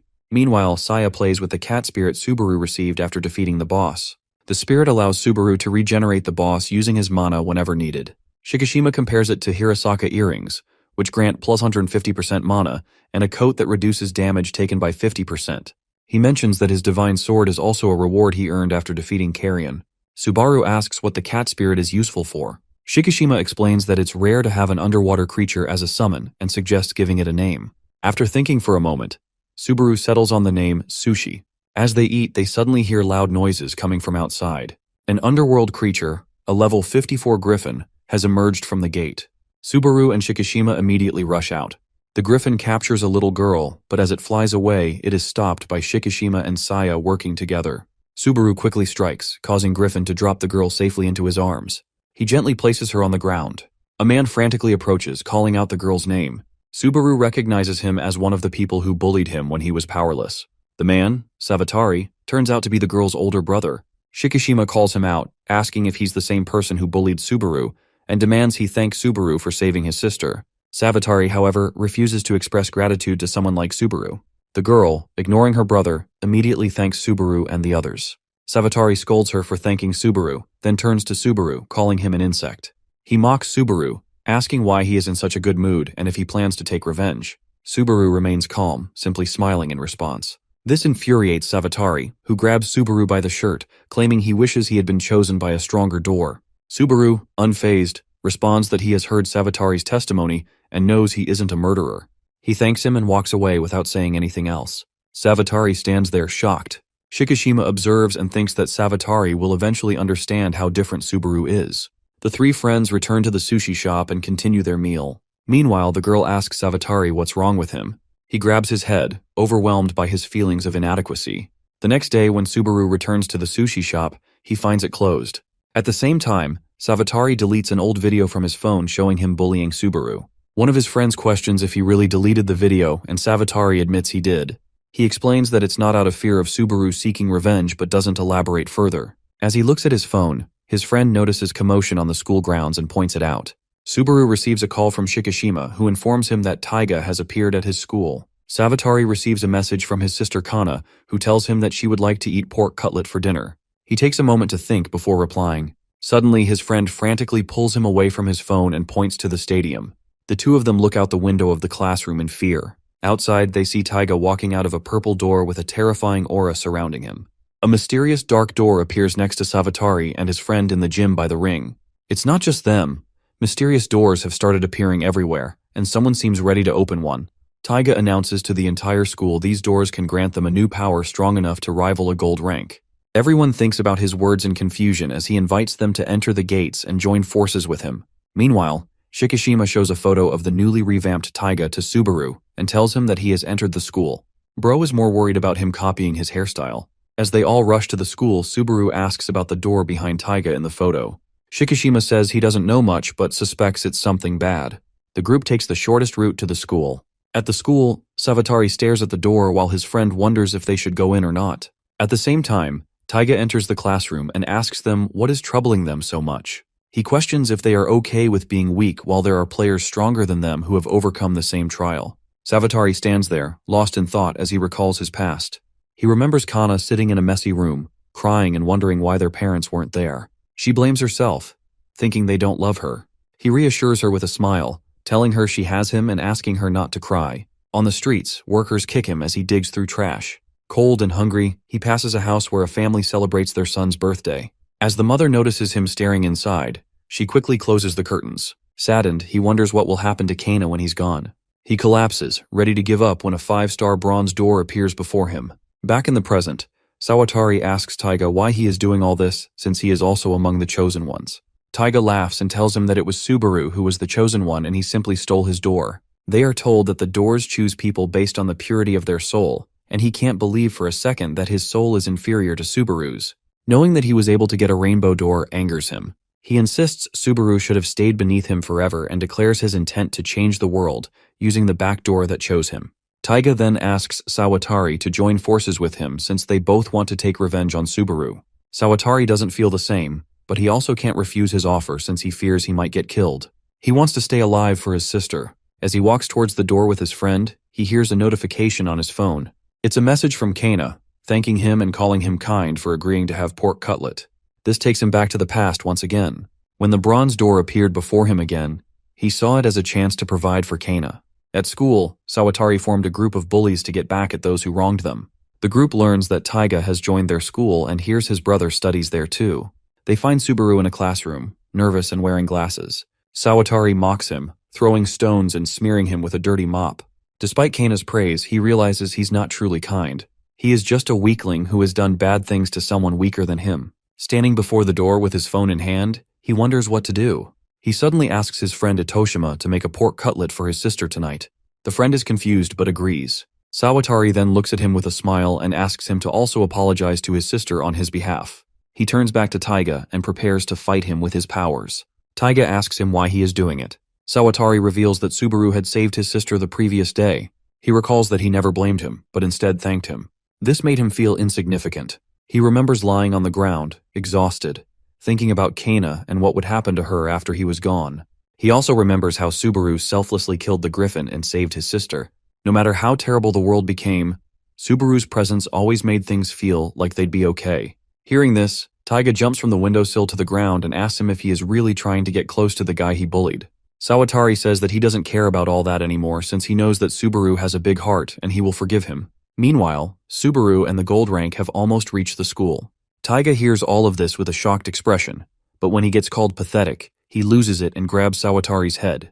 Even during his final moments, his last thoughts are of his sister. All he wants is to see her happy. Subaru finally makes it to the classroom and immediately lunges at Taiga, shouting with anger. Taiga seems pleased to see him. Subaru freezes in horror when he notices Sawatari lying in a pool of blood. Consumed with rage, Subaru punches Taiga so hard that he breaks the wall of the classroom. However, Taiga seems unfazed by this and smirks at the thought of their rematch. Subaru and Taiga fall to the ground amidst the debris. Subaru feels no kindness toward Sawatari, but cannot understand why Taiga killed him. Furious, he screams at him as they land. Taiga grins since he wants him to show his true strength. Suddenly, Subaru's blood gauntlet starts to disintegrate into dust. He stares at his hand in confusion. Taiga laughs as he looks at his face and says that it's a bit too early to use it, but it is surely enough to finish him off. A gunshot distracts Taiga. As he looks over, he sees the 3 golden ranks standing in the distance. Taiga laughs as he tells them that this is the second time they have surrounded him. He asks them if it was so surprising for them that he was able to defeat the girl. As he is talking, Hirasaka slashes off his arm clean. Taiga is in immense pain, but he still laughs and says that this is the first time seeing a negative expression on his face. Hirasaka agrees with him, saying that he is angry, and it is surprising for him too. Subaru stands stunned by the top gold rank's power. Hirasaka asks him if he is okay, and he nods. This makes Taiga furious, and he goes in for an attack. A massive arm tries to squish Hirasaka, and as he uses his sword to defend, it shatters into pieces. Subaru, still grappling with what's happening, shouts at him, but before he can act, Udu traps Taiga within a golden wall. Subaru jumps away from the forming barrier as Udu focuses all his energy on containing Taiga. Since this is his second spell, he has broken the rules by using it outside of a gate. While Taiga is trapped, Shikishima and Saya attempt coordinated attacks, but he easily nullifies them. The golden wall begins to crack, and Taiga's laugh echoes as the barrier collapses completely. Even Udu is astonished by Taiga's strength. His power is far beyond what anyone expected. The group knows that there is a special effect in Taiga's smoke. Udu asks for Hirasaka's permission to use his other skills, but he tells him that he will only endanger the lives of other people by doing so. This is exactly what Taiga wants to happen. Shikishima starts thinking about the special effect of Taiga's skill. He remembers that Kinokawa's hands and feet were crumbled and weathered down in an instant after her recent encounter with Taiga. If his thought process is correct, Taiga's special skill would be to speed up time. As the gold ranks face off against him, Subaru suddenly charges at him out of nowhere. Shikishima tries to stop him from going inside the smoke since it advances time for everything that it touches. Despite the warning, our boy goes into the smoke and manages to land a hit on Taiga with his face covered in blood. He used his blood mold skill to constantly spread new blood around his body, which protected him from the smoke. As Taiga looks at him in confusion, he tells him that his time to be afraid of him is over. My man levels up and uses a spell called Immortal Inverness. Taiga is furious after Subaru's sharp comments. Suddenly, doors appear around them, positioned near the players. Subaru glances at the purple doors surrounding the players and notices smoke seeping out. The players instinctively gather in the center to avoid the smoke. Hirasaka is surprised because it's his first time seeing a skill that can summon doors. Taiga tells him that since he can block his smoke, he will just start killing his friends. He closes his eyes and remembers when Sayaka died because of him. The group is surrounded by thick smoke and has no way to escape. Keeping these circumstances in mind, Hirasaka allows Shikishima and Udu to use their second-level skills freely. The tension rises as rainbow energy envelops the area, making everyone uneasy. Subaru calls out Taiga directly and asks him how he dared to put his hands on his friends. He is now completely engulfed with rage. The intensity of his hatred activates his conditional skill, which boosts his abilities by 30% as long as his hatred persists. Previously, the skill's effect was insignificant due to a power gap, but now Subaru surpasses Taiga. Subaru and Taiga charge at each other. Smoke surrounds Taiga as Subaru attacks from above. Taiga blocks his kick but struggles to withstand the force, breaking his arm in the process. The MC follows up with his blood whip, wrapping them around Taiga's injured arm. Despite Taiga's screams, he continues his relentless assault, landing a powerful punch that sends him flying and splattering blood everywhere. Using the Immortal Inverness skill, Subaru enhances his nervous system and gains control over the tentacles coming out of his armor. He doesn't have to control them manually now. These tentacles make escape nearly impossible for anyone who is unfortunate enough to be caught in them. Taiga falls to the ground, badly injured. A voice suddenly echoes from the black door, which says that the blood manipulation technique that the protagonist is using comes straight from Vanquish. Therefore, Taiga stands no chance in his current state.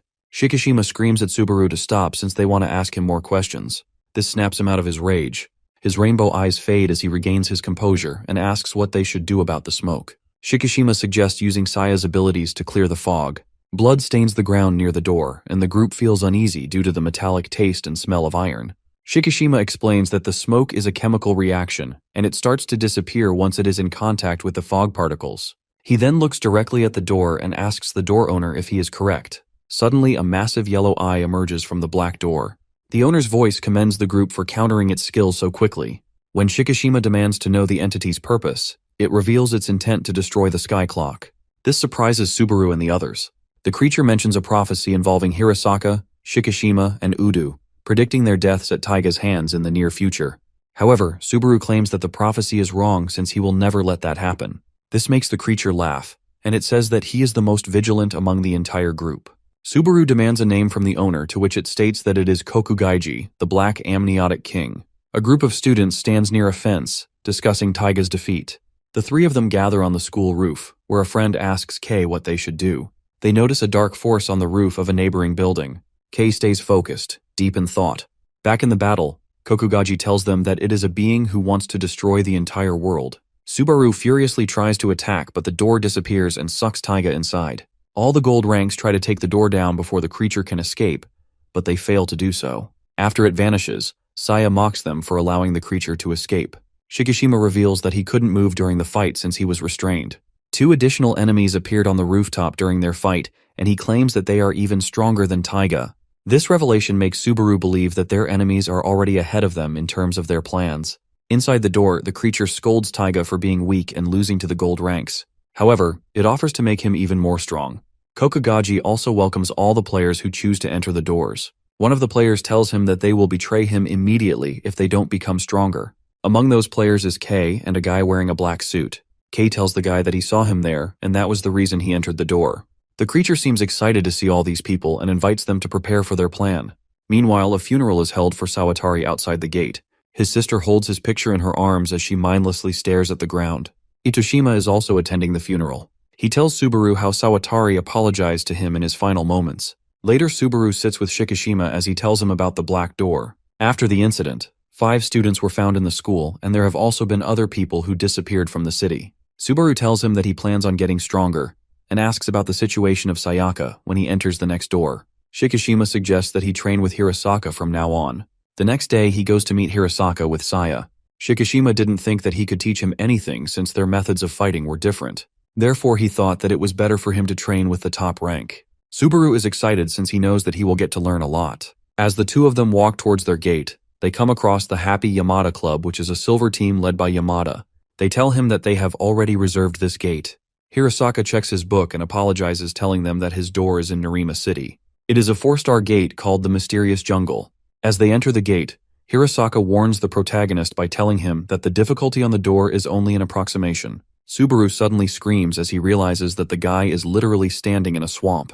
Hirasaka stays still and sinks in the swamp completely. Subaru remembers how Shikishima told him to be careful around him since his only specialty is his strength. He thinks about helping him using his blood mold skill, but a giant iron ant shows up. Suddenly, Hirasaka uses his Titan's blade spell and gets out of the swamp while killing the ant at the same time. Subaru can't help but feel grateful that this man became a player. On the other hand, Hirasaka thinks to himself that he almost died. Hirasaka never had any specialty throughout his entire childhood. His parents expected him to be clever, but instead of being disappointed in him, they continued to shower him with love and care. While he was in 4th grade, he saved one of his friends from getting bullied. However, the very next day, that same friend got together with the bullies to beat him up. This betrayal shocked Hirasaka deeply, and he realized that people often betray others due to their own weaknesses. From that day on, he decided never to betray anyone, and by doing so, he truly believed that he would make a true friend. Back in the gate, he was once again stuck in the swamp. He asks Subaru for help and he pulls him out. He tells him that his opponent seemed to have good intuition, so he was batting it out. Moments later, a huge creature comes out of the swamp trying to eat Hirasaka. Subaru now realizes that Hirasaka is the type of player to always go first against an unknown enemy. He doesn't want his friends to get in trouble. After finishing the swamp monster, Subaru hands him a towel to clean himself up. Seeing this, Hirasaka laughs and tells him that he came well prepared. It was Shikishima who gave him all of this stuff. He told him that he would need these items during their raid. Hearing this, Hirasaka laughs even more and tells him that Shikishima has the hardest time because of him out of all of his comrades. As the two of them are inside the gate, he is stuck doing paperwork. Udo tells him to take it slow and let Hirasaka do some work too. Shikishima gets even more furious and says that it's meaningless since he is bad with desk work. They are short on staff since Kinokawa is still in the hospital. Hirasaka reveals that he had been working together with the other 3 gold ranks since the founding of the Players' Federation. They have been comrades for the past 8 years. This is why he couldn't hold himself when he found out what Taiga did to Kinokawa. He tells Subaru that he has no choice but to beat his brother now. The MC doesn't like him either, so he tells him that he is ready for anything. The 3 of them make it to the edge of a cliff. Even though they can't see much, Hirasaka tells them that the boss is about 20 kilometers ahead of them. It is one of his skills that allows him to zoom his vision up to 100 times. The boss is a huge tree with glowing eyes. It is called the Gun Turret Spirit Tree. Immediately after spotting them, the boss goes in for an attack. Hirasaka realizes this and immediately uses his golden sword to shield them. The 3 cause powerful explosions in a massive area around it. The top rank tells them that this is what he meant when he said that the difficulty level on the doors was just an approximation. Even though they are inside a 4-star gate, the boss they are facing is definitely a lower 5-star. Subaru starts to panic as he realizes that they would have probably died if Hirasaka hadn't shielded them using his sword. He uses his blood skill to fly high in the air. It consumes mana, so he can't keep it up for long. However, Hirasaka tells him that he has done well since the boss is already dead. While they were in the air, he used his Warp Edge spell, which allowed him to warp the slash along with the blade to any place within his sight. Using this technique drains a lot of mana, but if it's aimed correctly, it can take down even the strongest of enemies. The 3 of them get out of the gate after defeating the boss. Hirasaka apologizes for killing the boss by himself and tells him not to reveal anything to Shikishima. However, it is far too late since Subaru has already sent the report to him. As Shikishima furiously drags him inside, He says his goodbyes to the MC and asks him to be prepared for tomorrow since he is going to reserve a 5-star gate. This shocks him a bit since he has never been inside a 5-star gate before. While sitting on his bed, he thinks to himself that he needs to learn from Hirasaka's fighting style. However, even after a lot of reflection, he still can't get anything. Meanwhile, the guy in the black suit tells one of his subordinates that it is time to put their plan into action. In Shinagawa City, a player group known as Grax meets Kei and his friend as they just walk out of the purple gate. The situation is similar in Bunkyo City where Giulietta is confronted by a player who wants to kill him. The mastermind behind all of this is the guy in the black suit who fixes his glasses as he announces that the hunt has begun. Back at headquarters, Giulietta calls to inform Shikishima that he has killed someone. Furious, Shikishima reminds him that he is supposed to remain in confinement until his punishment is decided. He explains that he was attacked and acted in self-defense. When Shikishima asks for details about his opponent, he looks at a player card and reveals the name Kishikawa, a copper-ranked player. Giulietta mentions that although Kishikawa wasn't particularly strong, there was something unusual about his insect manipulation skills, which seemed to be connected to the black faction Shikishima had previously reported. Shikishima looks for his details in the player records and realizes that the spell Kishikawa used is different from anything documented. He theorizes that the Black Door might be giving new skills to these players. It wasn't just Giulietta who was attacked. The entire Grax team was defeated by the black faction. While fighting Kishikawa, Giulietta sensed that their system was different from other players, similar to Subaru's skills obtained from the Rainbow Door. Meanwhile, a man calls Kei and reports that everything has gone according to plan, although one of their members lost to Giulietta. The boss reveals he has already eliminated the top-ranked silver team and plans to target the gold ranks next. The scene shifts to a city where Subaru, Hirasaka, and Kusaka, a member of the reconnaissance department, stand in front of a 5-star gate. Kusaka explains the procedure for studying and clearing the gate. Subaru notices a ring on Kusaka's finger and asks if she is married. She confirms this and explains that, due to the risks players face, she retired from frontline duty after marrying. Shikishima recruited her into the reconnaissance department. She reveals that her family was in the city when it was attacked by the whale. She thanks Subaru for saving them. The gate they are about to enter is called the Seat of Storm and Thunder. It consists of 2 areas, a garden and a palace with 2 thrones on its top floor. Hirasaka asks if this is where the boss resides, and Kusaka confirms that the boss could occupy either throne. Subaru is surprised to learn there are 2 bosses, recalling that he faced a 2-boss team in a 2-star gate, but never expected it in his first 5-star gate. Hirasaka reassures Subaru, calming his nerves as they prepare to enter the gate. As the 3 enter, Kei, who had been waiting outside, attacks the team. He calls someone, instructing them to open the black door in 10 minutes. On the other end of the call, Taiga appears in a transformed state. Inside the 5-star gate, the team finds a massive palace. Hirasaka immediately senses something is wrong and asks Saya to lock the door. She complies, and as the door shuts, dark clouds gather, strong winds blow, and an overwhelming presence fills the air. The 2 bosses emerge, Storm Delta, a level 89 boss, and Thunder Killam, a level 93 boss. Both bosses recognize the shining knight among the players, and sense Subaru and Saya's presence, which they find unpleasant. As the battle begins, Night Soldiers approach, each stronger than the whale Subaru previously fought. Subaru shouts to Saya to use as much mana as needed, and she begins casting various spells. Realizing the difficulty of the situation, Subaru knows he must go all out from the start. Without hesitation, he activates his Immortal Inverness spell and charges into battle. Hirasaka raises 2 fingers, and a bright golden light surrounds the guards. A massive blade shoots up from the ground, cutting some guards to pieces. Yet, even after the powerful attack, half of them remain standing. As he continues fighting, Hirasaka notices Subaru targeting a guard's leg. Surprisingly, the guard grabs Subaru by the leg, flips him over, and slams him onto the ground. Stunned, Subaru feels the guard punch his chest, breaking his suit. The blow is stronger than anything Subaru has faced before, even from Sushi or Carrion. The guard prepares another attack, but Hirasaka shouts to Subaru. With rainbow-colored eyes, Subaru kicks the guard and follows with an elbow strike, breaking through the guard's defenses. Shocked but determined, Subaru declares he isn't there to hold Hirasaka back. He uses his blood whip to trap the guard, twisting him before smashing him with a drill. The 54th level Thunderstorm Knight falls, but Subaru is left shaken. His level doesn't increase, and he only gains a few points. Subaru remains at level 31, with a third of his health and half his mana gone, all for defeating just one guard. Now 4 more surround him. He draws his Divine Chisel but hesitates to use a high-cost attack. Suddenly the knights use their Vajra sword skill, summoning weapons out of thin air. Subaru realizes this is the true challenge of the 5th difficulty level. As Subaru steadies himself, Hirasaka watches the knights close in. Subaru's expression turns cold, but a faint smile appears. The night before, sitting in his hotel room, Subaru thinks about the raid. No matter how much he admires Hirasaka, he knows he can't become him, and doesn't need to. Shikishima hasn't sent him to learn from Hirasaka, but to fight alongside him with everything he has. Covered in blood, Subaru vows to grow stronger, not just in level but in awareness, readiness, and the will to survive. Memories of Sayaka's death, Sawatari's pain, and Kana's loss fuel his resolve. As the guards attack, Subaru jumps to meet them. With his chisel, he blocks their swords but struggles to stand. One guard cuts his blood armor from behind, enraging Subaru. Using blood tentacles, he grabs the guard's arm, slashes it off, and decapitates him. The others stand shocked as Subaru defeats the level 59 opponent. Critically injured, Subaru levels up, restoring his health and mana.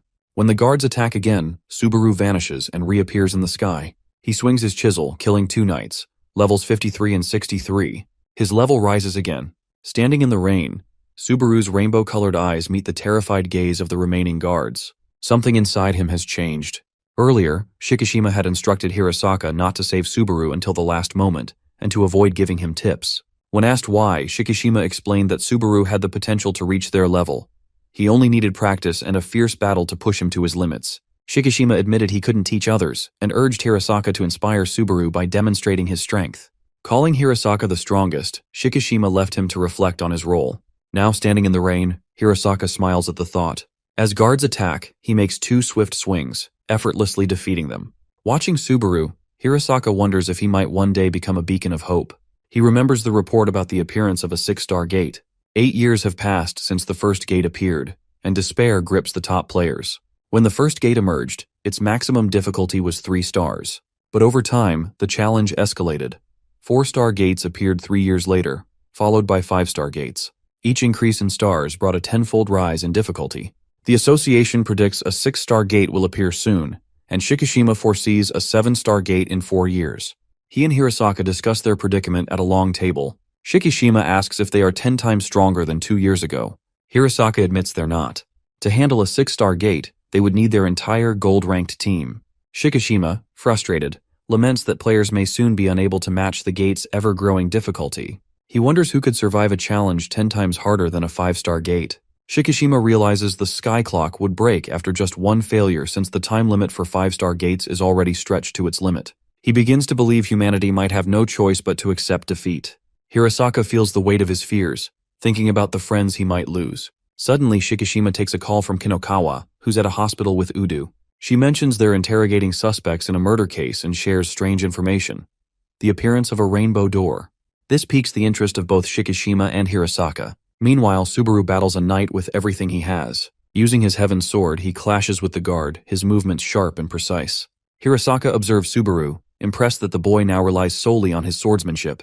During the fight, Subaru maneuvers onto the guard's arm and unleashes his divine chisel, cutting through his opponent. He defeats the level 56 Wind and Thunder Guard with a focused fury. Subaru begins to understand his weapon better.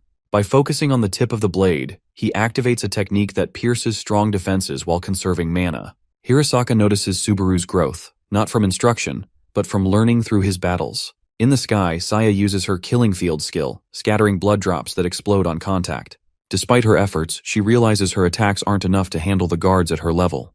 She focuses on reducing their numbers for Subaru and Hirasaka while prioritizing the recovery of Sayaka's body. Just as a golden sword threatens her, Subaru intervenes, splitting it in 2. He tells Saya to stay safe and be careful before returning to his fight. Subaru then joins Hirasaka, sharing his frustration about the difficulty of leveling up at this stage. Hirasaka explains the palace might be an extra stage, similar to the cat boss stage Subaru once faced, where only bosses appeared. Subaru realizes the guards are summoned by a skill, yielding minimal experience points. There are only 2 bosses here, Thunder and Storm, who sit on their thrones. Storm notes the player's focus, and Thunder smirks, asking if they'll send someone stronger or fight themselves. Lightning streaks across the sky. Subaru resolves to keep fighting knights to level up, but Hirasaka feels their energy is being wasted. He suspects the bosses want to force them to reveal their trump cards. Suddenly, Thunder and Storm step out of the palace. Hirasaka's eyes widen at the sight of the bosses. He considers using his Warp Edge Sword, a skill that consumes 80% of his mana and can split terrain. Yet before he acts, the rain stops, and the thunderclouds vanish. The bosses appear behind him, warning them not to attempt any tricks. They demand a fair fight, ready to face the players head-on. As the two of them face the bosses, they are both shocked to discover that the bosses can talk. Subaru recalls a similar encounter with a boss in the soldier dumping ground. Most bosses behave like wild animals, attacking and eliminating any intruders in their territory. However, these bosses are different. They can manipulate the weather and strategize their actions. Before engaging in battle, Hirasaka asks the bosses if they have time for a conversation. The bosses, surprised by the request, ask if he has something he wants to know. Clenching his fist, Hirasaka questions them about the doors, demanding to know their purpose in appearing in the world. The bosses exchange shocked glances and ask if he hasn't learned anything from Ludwig, the gate's owner who granted him his powers. Hearing this, Hirasaka wonders if the bosses are closely connected to the central figure behind the doors. The bosses reveal that they have been trapped in this place for a long time and agree to share what they know. Subaru and Hirasaka can hardly believe they might uncover the secrets of the world so easily. Hirasaka quickly pulls out his phone to record the conversation, lacking confidence in his ability to remember it all. However, as the bosses begin to speak, their words become garbled and incomprehensible, like a glitch. Frustrated, the bosses apologize, explaining that a protective force prevents them from sharing such information. Subaru wonders aloud if there are limits to what the bosses can reveal. Hirasaka, refusing to give up, asks if they can write the information instead of speaking it. He fears that Shikishima will be furious if he returns empty-handed. The bosses dismiss the idea, stating it's impossible. However, they propose a challenge. If Subaru and Hirasaka can defeat them, they'll be one step closer to the truth.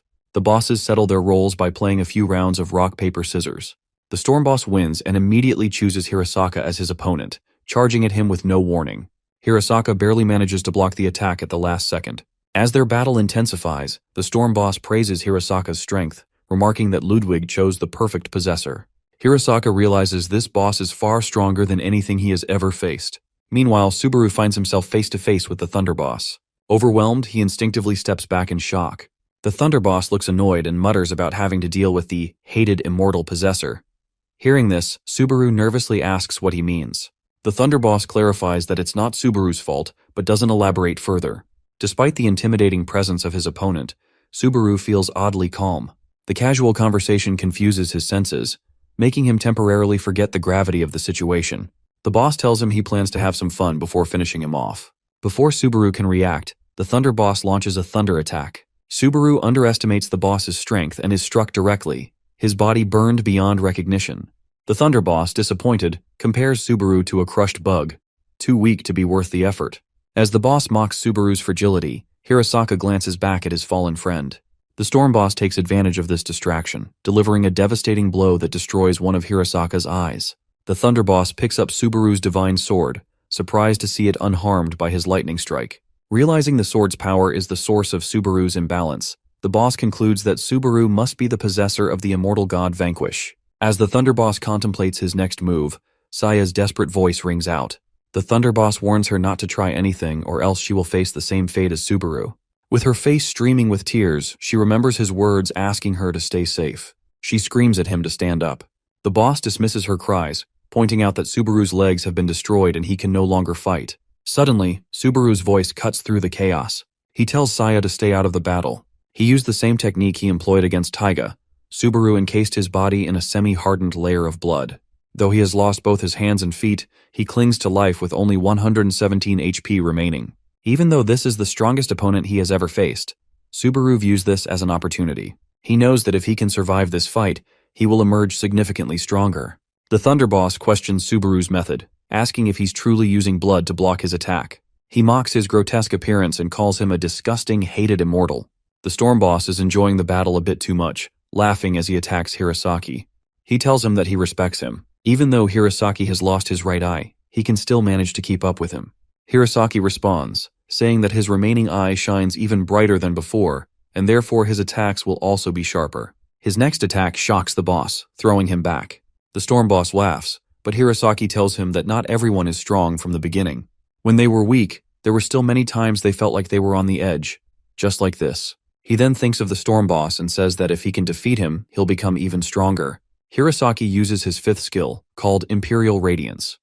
This skill increases all abilities and skill effects by 130% while consuming mana. The boss asks if this is Hirasaki's trump card, and comments that he is as impressive as expected with this. The boss charges at Hirasaki trying to punch him. Meanwhile, the battle between Subaru and the Thunder Boss seems one-sided. Subaru is trying to run, but the speed of lightning itself is 100,000 km/s, making it difficult to avoid. He must predict the boss's next moves while continuously moving without delay. If he fails to avoid an attack, he will die instantly. As the boss continues his attacks, Subaru starts to panic. He knows that if things continue like this, all the soldiers will be defeated. With his current HP, one hit from the lightning will kill him.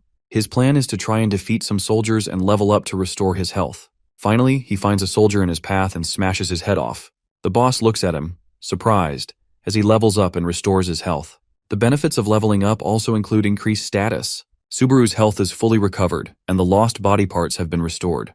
The boss is slightly impressed but still doesn't think Subaru can win. Subaru hits him with a pressurized blood attack, but the boss simply blocks it with his fist. He tells Subaru that even though his power has increased, it really wouldn't make a difference. Subaru flies into the air and tries to attack the boss again. The boss gets annoyed and says that he finally understands why Subaru was chosen as the hated immortal possessor. He talks about Subaru's determination, saying that he hates giving up, desperately clings to his life, and ends up doing meaningless things. He unleashes a thunder attack in the air, deflecting Subaru's attack. Subaru realizes that if things keep going like this, he won't even manage to land a hit and will just get overwhelmed by the boss's power. The boss tells him that there's no point in using his little tricks in front of such overwhelming power. Even if Subaru has a plan to land a hit with his current power, it won't do anything. The boss is interrupted by Sushi, who casually grabs the divine sword and walks towards Subaru. Without a second thought, the boss blasts Sushi with a thunder attack. However, instead of dying, Sushi is revived using mana, which confuses the boss even more. Even Subaru had forgotten that Sushi had the ability to regenerate. He wonders if Sushi is trying to help him after understanding his strategy. He calls out to Sushi and orders her to bring him the sword. Sushi throws the sword to Subaru, but immediately after, the boss appears in front of him. As the boss tries to grab the sword, Subaru laughs, and the now giant Sushi appears behind him. The boss quickly reacts and destroys Sushi with a single kick. The boss realizes that Sushi is a familiar connection to Subaru's soul. While the boss is distracted, Subaru charges up his divine sword. He puts all his mana into a single attack and destroys all the soldiers on the ground. This is enough for him to level up to 35. The boss wastes no time and tries to attack him. He furiously asks Subaru why he clings so desperately to his life, and why he has to do that just for the sake of living. After hearing this, Subaru thinks back to his life when everyone called him an insect. He also thinks about the people who supported him. He tells the boss that he just wants to meet his friend, Sayaka. Even though their time together was short, the moments when they were hunting together were fun. He just wants to meet her again and thank her. He also wants to apologize to her and grow stronger together. The boss is a bit confused and asks Subaru what he means. Subaru explains that this was the reason he bet everything on his plan. He knew that there was a high possibility of a third door appearing when he unlocked his second skill. His second skill unlocked at level 35, and sure enough, the rainbow door showed up. As the Thunder Boss accidentally enters the door, he sees Vanquish, who tells him to prepare himself to be punished for hurting his possessor. Vanquish tells Subaru that he did a good job and that he has won. He grabs him using blood and tells the Thunder Boss that the kid will come back stronger. Thunder Kill Him isn't done with Vanquish yet. He still remembers how he killed him in the past. He screams at him as he charges his thunder attack and tells him that he won't let him leave. As he attacks Vanquish, he unknowingly walks inside the door. Vanquish lays Subaru down on the ground and asks him if he really likes appearing in front of him on the verge of death. Subaru still can't believe that this guy is Vanquish. He heals Subaru using his spell, which enables him to stand up. Subaru looks around and realizes that the Thunder Boss is mad now. Vanquish asks the boss to leave since this is his gate. Thunder Kill Him screams at him and says that he was the one who intervened in a one-on-one fight. He tells him that he will go after him after finishing the boy. Vanquish makes an annoyed face and tells him not to use the rules of the warriors for a king. He says that he is the one who entered the human world without permission and is now forcing them into a one-on-one fight. However, Vanquish accepts his challenge and combines with Subaru to take over his body. He tells him that he will show him how to actually use blood mold. Vanquish is a bit impressed to see Subaru at level 35. The Thunder Boss can't believe that he is planning to defeat him using that body. Vanquish looks at him with a smirk on his face and says that it is enough to beat someone like him who has depleted all of his strength. Before the Thunder Boss can even say anything, Vanquish hits him with a classic slap and blows his head off. He tells him that he is never going to leave this gate because he will die here. Inside him, Subaru can't believe that his body just did that. The boss regenerates, but Vanquish immediately hits him with a bloodshot. He then merges the blood and applies a curse on top of it. At the same time, he makes the blood spin in a vortex. This makes My Man Thunder turn into a modern abstract art piece. However, the boss isn't going to accept his defeat this easily. He tries hitting back and surprises Vanquish. As the two of them continue to fight, the boss gets shot by another round of blood. Subaru looks at all of this with a surprised expression and asks Vanquish if he is this strong from the beginning. My man Vanquish can't take this disrespect and tells him to stop underestimating him. Subaru asks him how he is able to damage such a strong opponent who can regenerate. He previously fought the cat boss, which had similar powers, and it wouldn't take any critical damage until its MP was completely depleted. Vanquish reveals that he is applying a curse on the blood before he shoots it. This allows his attacks to hit the target in their soul, and not their body. It is efficient against enemies with strong regenerative abilities. The Thunder boss is getting more frustrated now. Subaru asks Vanquish why the boss hates him so much. He reveals that he killed him in the underworld and trapped him behind the gate. Vanquish puts his focus back on the boss and says that he is getting serious. As the two of them start fighting again, it is apparent who is the winner. The Thunder boss stands no chance in the fight and gets continuously bombarded with pressurized blood. He complains that he isn't at full strength. Hearing this, Vanquish tells him that he has always relied on his power no matter where he was. This is why warriors like them never reach their true potential. If he had killed the MC quickly, he wouldn't have to deal with him. He lost the moment Subaru was able to open the door. The kid was prepared to use more than his full strength to achieve victory. Before the boss can say anything, Vanquish blasts him into pieces. He turns towards Subaru and tells him that he needs to get more serious about all of this. Subaru stands frozen in shock, his mouth open as he watches the events unfold. He stands beside Vanquish, who calmly folds his arms into his sleeves and observes the scene with a confident smile. Subaru glances at Vanquish, amazed by how effortlessly he defeated the Thunder boss. He wonders who this powerful figure really is, realizing he has never questioned Vanquish's existence in this strange world. Suddenly, the system window updates. The message announcing the boss's defeat is replaced with a notification that the boss has revived. Subaru's surprise turns to alarm. He spreads his arms in disbelief and calls out to Vanquish. But Vanquish only grins and tells him not to panic. He explains that this is just the Thunder Killem's leftover power. The boss used Storm Parousia, level 5, a skill unique to weather deities. It restores 5% of their maximum HP and revives them, but it can only be used once every 240 days. The Thunder boss, now crackling with lightning, leans forward and lets out an enraged scream. Vanquish doesn't flinch. With a simple flick of his fingers, he forces the boss to the ground, ordering him to topple over.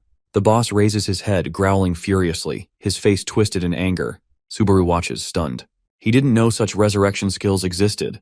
Vanquish explains that these bosses have powerful souls, but their revived forms often lose control of their senses as a side effect. Subaru feels a chill of fear. He realizes the Thunder Killem is only defeated because of Vanquish's presence. Facing the boss, even in this weakened state, seems impossible without him. His thoughts drift to Hirasaka, who is likely battling a similarly formidable opponent. Interrupting Subaru's thoughts, Vanquish speaks up, reminding him of the trial. Raising a finger, Vanquish declares that Subaru's challenge is to defeat the revived Thunder Killem. Subaru's expression shifts to disbelief. Vanquish warns him that if he fails, he is of no use. He also makes it clear that he won't intervene, even if Subaru is in danger. He tells him that he needs to ignite his hatred. Subaru, confused, responds that he has no reason to hate the Thunder boss. What Vanquish means is that people who want to achieve something always have something they hate. For most of them, it's their own self. Subaru is still confused by his words. He explains that it may be because he was treated as an insect by people around him. For this reason, somewhere deep, he hated himself for being so weak. This is also why he doesn't mind throwing away his life for others. Vanquish tells him that this mindset is wrong. He says that he shouldn't blame himself for being weak but hate his weakness. Hatred is not for him to stay in the past but to strengthen him to move into the future. All of this makes our boy a bit emotional, and tears start rolling down his eyes. He grabs his divine chisel and starts moving towards the boss. Vanquish tells him that if he can ignite his hatred and become stronger, he can start loving himself someday and be truly happy. My man casually spitting words of wisdom in the middle of a fight. Due to his level up, he received a new skill called the Curse Blood. It consumed mana to apply a curse to blood mold, which caused it to deal damage to the enemy's soul and not their body. Subaru walks towards the boss with a cold expression and apologizes for making him wait. As the Thunder Killem arrogantly laughs, Subaru charges his blade and prepares to end it all. At the same time, the Storm boss is having a hard time against our boy Hirasaka. As he tries to run away, the top rank binds him by his second spell and holds him in place. He has been using his Imperial Radiance skill, which consumes a lot of mana. He only has 48 seconds to finish this fight. He knows that he has to end it now and uses the Flying Dragon Slash. It is so strong that it splits the boss in half. The Storm boss realizes that the player is getting stronger and stronger. As he regenerates, Hirasaka uses his Giant Beastbreaker attacks and cuts him in half again. He continues to overpower him with more and more attacks until the storm boss can't regenerate fast enough. Hirasaka's 7th skill allows him to use the techniques of well-known commanders who studied under Ludwig. As he defeats the boss, he falls to the ground since he is so exhausted. He almost ran out of mana and health during this fight. As he looks for Subaru, he notices the rainbow door in the distance. Suddenly he gets a notification that the boss has been revived. This makes him think that he has let his guard down. The boss charges at him at full speed while Hirasaka is still on the ground. Before he can reach him, Subaru shows up with a rainbow glow around him. He punches the boss using his curse blow and destroys him completely. He has leveled up to 45. When Vanquish defeated the previous boss, he was inside Subaru's body, so it was counted as his own kill. He didn't get any XP for the second boss since he only dealt the finishing blow. Hirasaka raises his hand to his left eye, which darkens briefly as a notification pops up. His level increases from 84 to 85. When he lowers his hand, his eye returns to normal. Subaru smiles faintly as the two stand amidst the battle-scarred ground. Hirasaka thanks him and admits it was a dangerous fight. He smiles with his eyes closed, expressing gratitude for saving his life. Hirasaka then notices that Subaru's level hasn't increased. Subaru sheepishly explains it's because he only contributed the last 5% of the fight, and gate rules state no experience points are awarded if the damage dealt is less than 20%. Renji wonders how he didn't know about this. Subaru calls out loudly to Saya and Sushi. Hearing his voice, she pops her head from the palace. On the roof, Saya and Sushi peek out, looking surprised. Saya smiles, while the cat on her shoulder yawns. She expresses relief that Subaru is safe. He thanks her and says that it's finally over. The group finally decides to leave the gate. The heroes enter a room together. Inside, 3 people look at them. One of them is Udo. With him he has the #1 healer in Japan named Hishizaki Ryuji. Udo reveals that Subaru set a new record by clearing a 5-star difficulty in 22 minutes. The healer thanks Hirasaka for his hard work.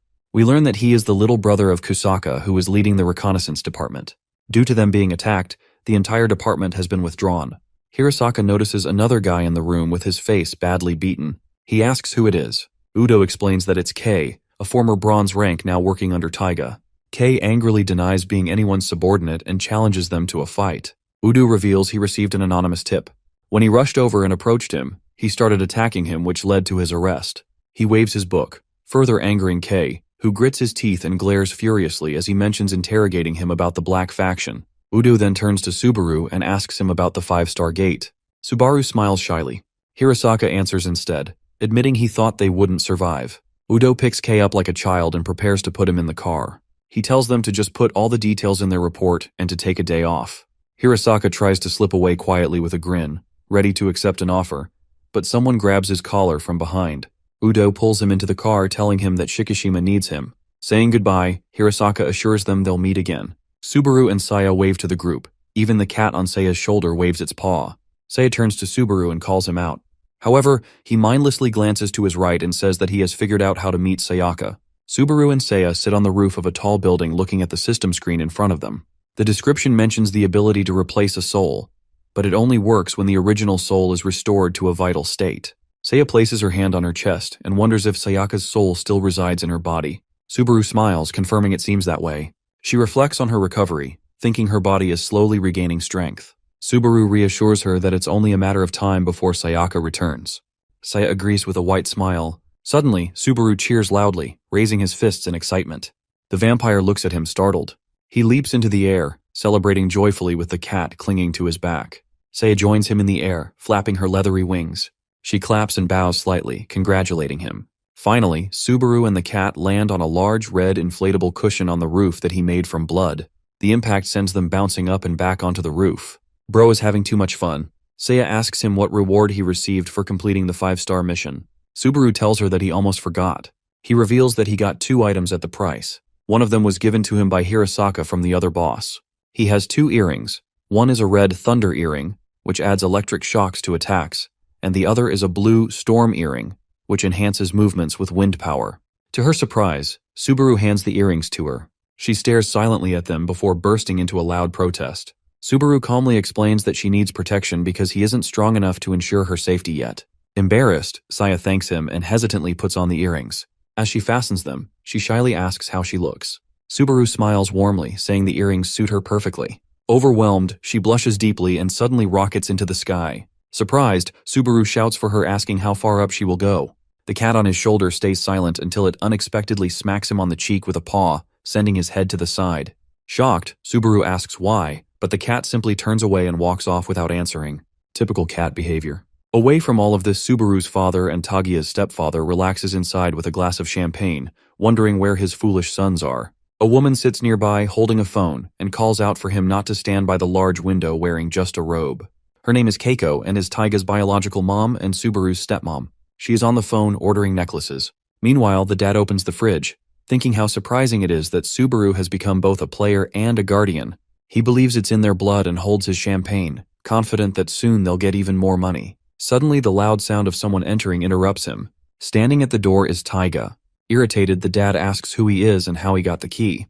Taiga stretches a clawed hand toward him, killing him instantly, calling him unsightly.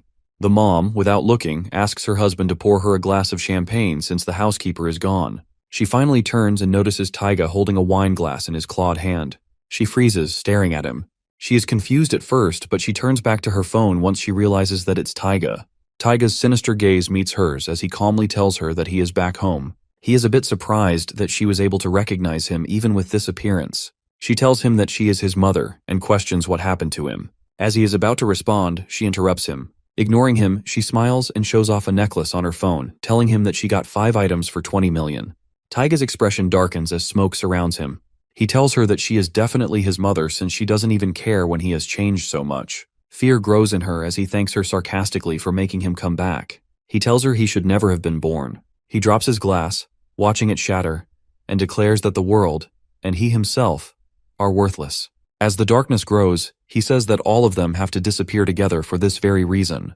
The next day, the news reports confirm the deaths of the couple. Their death is said to be due to the building collapsing, and their bodies have been said to be severely injured. Subaru watches the TV in shock, recognizing it's his father. 2 bodies lie near the wreckage while investigators inspect the scene. Subaru, frozen, stares at the rubble. Hirasaka is also on the scene.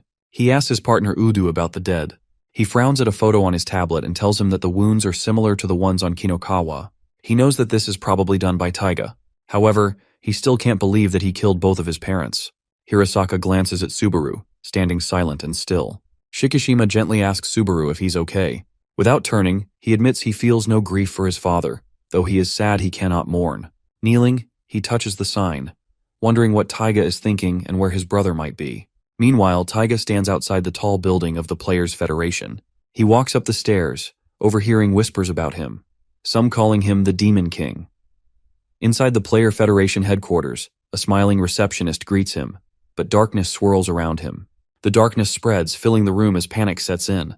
Screams echo while Taiga silently dominates the space. Elsewhere, a magician performs in a square, transforming a cane into a bouquet of flowers and releasing doves, delighting the crowd.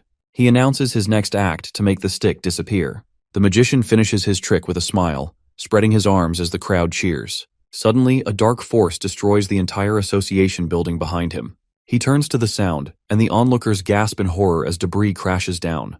Amid the chaos, Taiga rises from the wreckage, surrounded by darkness, with glass and stones falling around him. Though he has gained immense power, wisdom, and beauty, he feels an emptiness inside. He gazes downward, wondering about the purpose of life, and if his brother has found a reason to live. Meanwhile, a white limousine speeds down a road. Inside are the gold ranks who are headed at the scene. Udo sits with his arms crossed, frowning, while Hirasaki hangs his head in silence, glowing faintly. Shikishima, visibly tense, shouts orders over the phone, instructing his team to protect the celestial clock and avoid staying in one location for too long. Udo says that Taiga got him since he successfully distracted them with his parents' death and attacked the headquarters. He asks Shikishima about the casualties, and he tells him that at least 150 players were killed and countless others were injured in the attack. Shikishima curses under his breath, overwhelmed by the gravity of the situation. When his phone rings, he hesitates before answering. The unfamiliar voice introduces himself as Kiryu Issei, a member of the Dark Faction, and casually asks how they feel about the declaration of war. Flames flare around Hirasaki as anger fills the car. Shikishima demands to know their intentions, and Kiryu reveals that 6 more locations will face similar attacks. He also reveals that Taiga is in one of those locations and wishes them good luck in finding him. Infuriated, Hirasaka steps out of the limousine with his sword in hand. My man is ready to cut anything in sight. Udo protests, but ultimately lets him go since they can't afford any more casualties. Shikishima calls out to Kiryu and asks him if he is the same guy who was watching them at the school. As the guy confirms it, Shikishima threatens to fill his body with holes once he meets him. The man ends the call by saying that he will be looking forward to that.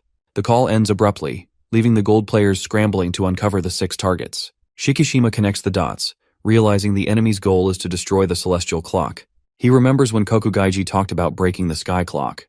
Taiga's ability is also time acceleration, so their plan is probably to accelerate the time of the door. This will reduce the sky clock to 0 as a penalty for failing to clear the gate. The most efficient door for them to pick at the moment would be a 5-star gate with a large amount of time remaining. Shikishima reveals that the celestial clock currently shows 870 days, 6 hours, 22 minutes, and 17 seconds left. Destroying just 3 of those doors would be enough to turn the tide in favor of the dark faction. Shikishima frowns as he decides to send people to defend all 5 doors. He orders them to inform the top ranks as soon as they discover an enemy. On the street, a group of players listens intently to his instructions over the phone. Only the strongest players are deemed fit to fight, with gold players specifically tasked with confronting Taiga. The war has officially begun. On the top floor of the Shibuya 106 building, a gray-haired man from the dark faction sips coffee while holding a phone. Himeno Yumeno from the same group balances her phone on her shoulder and questions why they don't just perform a surprise attack on all 6 locations. Ariake, on the other end of the call, dismisses the idea and tells her that it would be too boring. Yumeno asks about Yatsurugi's condition and if he got crushed along with the headquarters. The guy tells her that he seems to have escaped. He has also heard that he is aiming for Subaru in accordance with Kiryu's orders. Subaru sits on a rooftop with sushi as he gets approached by 3 men from the black faction. He frowns as Kuruki Taichi casually blows a bubblegum bubble, and Kaga Shingo glares in anger. The third guy takes out his blade and tells him that he has no grudge against him, but he still has to die. Subaru gets up and puts on his blood armor. He tells them that he has heard everything from Shikishima, so he can't let any of them run loose. He also holds no grudges towards them, but he also has to beat them. Subaru tells them that he will make them spit out the location of Taiga. The men taunt Subaru, one asking if they're allowed to attack together. Subaru remains calm, watching his opponents. The buzzcut guy acts a bit tough and says that he will embarrass him. Shingo, filled with quiet rage, yells that Subaru couldn't possibly defeat even one of them, let alone all 3. A strange monster resembling a Halloween pumpkin appears in front of Subaru. It comments on Subaru's armor, suggesting their abilities are similar. The monster leaps toward the MC, shouting for him to prepare. Subaru stomps his foot, releasing a burst of red energy that strikes the monster. The impact shatters Shingo's purple armor, sending pieces flying. Blood spurts from Shingo's mouth as he screams in agony, confused about how he managed to overpower him. His move destroyed the armor from within by pouring blood into its cracks. As Shingo collapses, he can't help but wonder what just happened to him. Kei watches Subaru with wary eyes, realizing the terrifying precision of his attack. He knows that he has gotten stronger. He smiles ominously as he challenges him to a fight. He launches himself towards Subaru, who remains kneeling in a defensive stance. As Kei swings his twin swords, each strike releases waves of energy that leave deep cracks in the rooftop. Subaru watches intently, noticing the ground deteriorating unnaturally. He deduces that Kei has infused black smoke into his blades and recognizes the danger of taking a direct hit. Nearby, Taichi observes the battle from a distance with a smirk. He casually suggests staying out of the fight, and Kei encourages him to watch since he is confident in his own abilities. Subaru asks him why he is so fixated on a one-on-one match. He asks them what they really want. Ignoring the question, Kei leaps into the air and attacks. Subaru raises a shield to block the strike, deflecting the energy-filled blow that bursts into the surrounding air. Kei explains that they have been friends since they were kids. He is the gang's leader while Shingo is his underling. Taichi always watches them from a distance. In other words, this is just the norm for them. As Kei lands another strike, Subaru narrowly evades and presses for answers, asking him about his affiliation with the Black Faction and their mission to destroy the Celestial Clock. Kei, still smirking, denies any grand purpose, stating that his only goal is to become stronger. He declares that his ambition to defeat the strongest players drives his every action, even if it means opposing the heroes. My man joined a terrorist group just to defeat the strongest player. Subaru can't possibly understand, but Kei thinks that he is a Yankee from a manga. This is a bit too much for Subaru to process. He questions whether this dream was worth attacking innocent people like Miss Kusaka. Hearing this, Kei shows confusion, and it seems like he doesn't know who she is. Subaru explains that he is talking about the 3 people they met in front of the 5-star gate. Hearing this, the guy tells him that it was their own fault since they stepped out of the front lines because they were weak. The dismissive remark fuels Subaru's anger, and he punches Kei squarely in the face, sending him flying. As he gets up, he is shocked to see that the MC has become even faster than when he defeated Shingo. Subaru glares at him and accuses him of harming those who risk their lives to protect others. He expresses disgust at Kei's selfish ambition, declaring that such a dream is not worth the cost of innocent lives. A status window materializes, displaying Subaru's conditional skill, which significantly enhances his abilities through his hatred. Kei is clearly shaken by all of this, but he still raises his sword in defiance. He shouts for Subaru to stop interfering with his dream. Subaru, however, clenches his fist and casts a curse, preparing for the next attack. Before either can act, Taichi intervenes. Wearing slippers, he casually steps forward and kicks Kei in the back, abruptly halting the fight. Kei stumbles and falls down to the ground. Taichi tells him to accept the loss, and says that the three of them can try their best next time. Subaru looks at him and asks if he is going to be his next opponent. Taichi shocks him by refusing to fight. He reveals that he has been their childhood friend, but he also has a different identity, which is Shikishima's subordinate. He is the spy who was sent to join the Black Faction. He says that he came here to tell him the location of the 6 gates. As he tells him about all the gates, he says that the battle has already begun. At the same time, Shikishima stumbles upon Taiga at one of the gates. He was hoping to find the guy in the glasses, but he accidentally stumbled upon something better. Taiga finally looks back and tells him that he will be the first one to die. After hearing Taiga's words, Shikishima asks him if he is talking about the prophecy of his door owner, who said that he would kill all of the top gold rankers. Shikishima tells him not to underestimate him. He uses his 5/8 skill and rains down sulfur rain on the opponent. Taiga doesn't look intimidated. He stares back coldly and tells him that the boss battle has just begun. As he continues to dodge his attack, he thinks back to the time 3 years ago when Shikishima was suspicious of him. He told him that he was leveling up too slowly. The owner of the door that he stole from Subaru was Galea the battering ram. He refused to cooperate with him, and even when he exceeded level 20 when the second door usually appears, nothing happened. During their meeting, the gold rankers thought that his door would appear at level 25 as it happened with some players. However, Shikishima still had the suspicion that he had stolen the door from someone else. Taiga could hear all of this while sitting outside the meeting room. The gold rankers still didn't have any proof against him, so he decided to keep quiet. Just as he was feeling safe, Shikishima said that he knew someone who had the skill to expose lies. This made Taiga panic, and he started cursing Shikishima for taking away his safety like this. He decided to kill him someday. Back in the current day, he was standing in front of him with a completely different form and strength. He knew his intent to kill him was foolish and childish, but he still wanted to fulfill it. He has already exploited Galea's power using the skill he obtained from Kokugaiji. Taiga covered himself in thick purple smoke and charged at him with a powerful punch. Shikishima knew that he was fast, but he could still see him. As he came closer, he told him not to underestimate him and activated his third skill.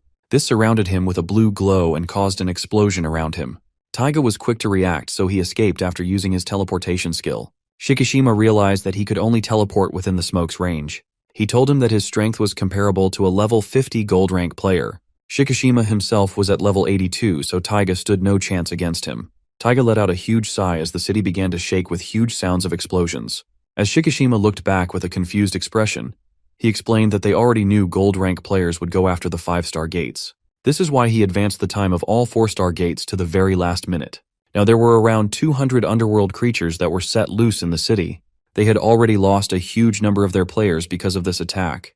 With the creatures wreaking havoc in the background, Taiga asked him how he planned on stopping this. Shikishima couldn't believe that he would do such a thing, and asked if the person he was fighting was actually Taiga. He told him that his soul and consciousness coexists with Taiga, but the real him is dead. Everything he once desired is useless to him now, and only one wish of Taiga remains in his head. He wants to take revenge against the world that didn't love him. When looking at Taiga before, Shikishima could feel his pride, envy, and the desire for recognition, but he couldn't feel any of this from the Taiga in front of him. This made him wonder if he actually had a plan to get rid of the gold ranks. He thinks to himself whether Taiga really hated himself so much that he wanted to become a different person. No matter what the reason is, he can't let him continue on this path. He prepares to end it all and uses his 6th skill, Moth to a Flame. Bro has been listening to The Weeknd. Both of them charged at each other with Taiga covered in his purple smoke and Shikishima surrounded by a blue glow. Elsewhere, Kiryu notices the blue glow and figures out that Shikishima is probably fighting Taiga at the moment. He turns back towards Hirasaka and says that he will be his opponent. My man Hirasaka hits him with a death stare and asks him to surrender while he is still asking nicely. The guy fixes his glasses and tells him that he has his own reasons, so he is going to fight. The scene shifts back to an hour earlier, showing Kiryu talking to his child. He tells the boy that he's going out and advises him to be a good boy and listen to his mother.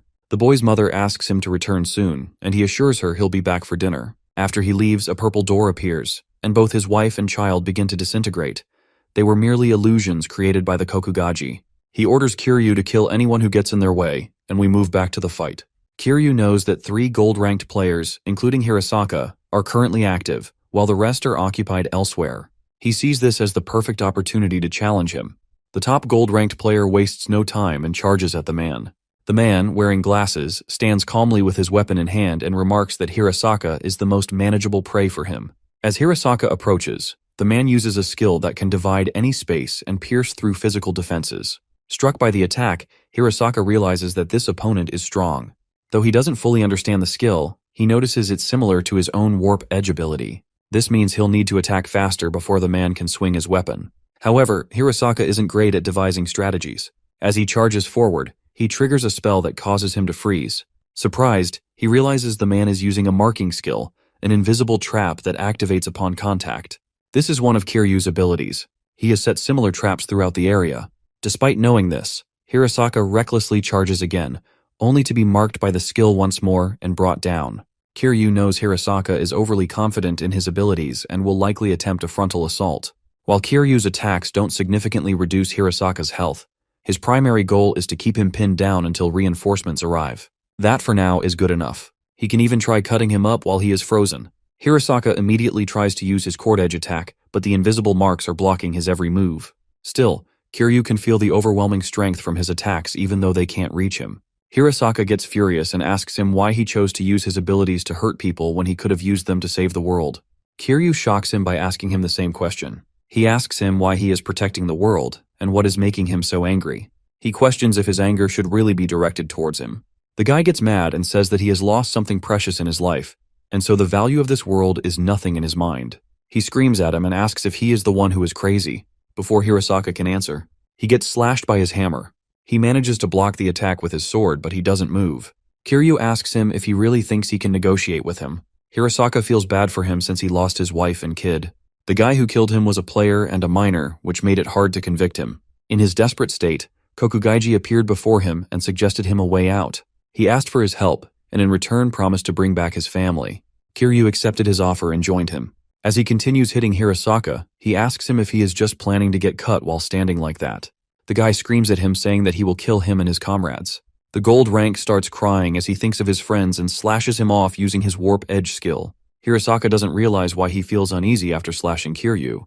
The man laughs at him, revealing that he has finally used his 6th skill, which consumes 80% of his mana. Kiryu smirks, satisfied that he has reduced both Hirasaka's health and mana. Bleeding heavily, Kiryu declares that he has fulfilled his mission. With a weak voice, he asks Hirasaka why he is crying. Hirasaka, unsure himself, admits that when fighting an opponent, he can feel their emotions gradually flow into him. He explains that he's crying because every time Kiryu struck him, he felt an overwhelming sorrow pouring out of him. Hirasaka tells Kiryu that, just as he said earlier, he isn't fighting for the sake of the world. Instead, he fights to protect his friends and to stay with them for as long as possible. He reassures Kiryu that he isn't crazy and acknowledges that everyone has their reasons for fighting. However, he emphasizes that this is precisely why he cannot give up. Hearing this, Kiryu laughs and finally accepts his defeat. In his final moments, he reflects on how he couldn't resist Kokugaiji's tempting offer. All he wanted was to bring his family back, no matter the cost. Hirasaka, furious, blames Kokugaiji for exploiting people's weaknesses and manipulating them.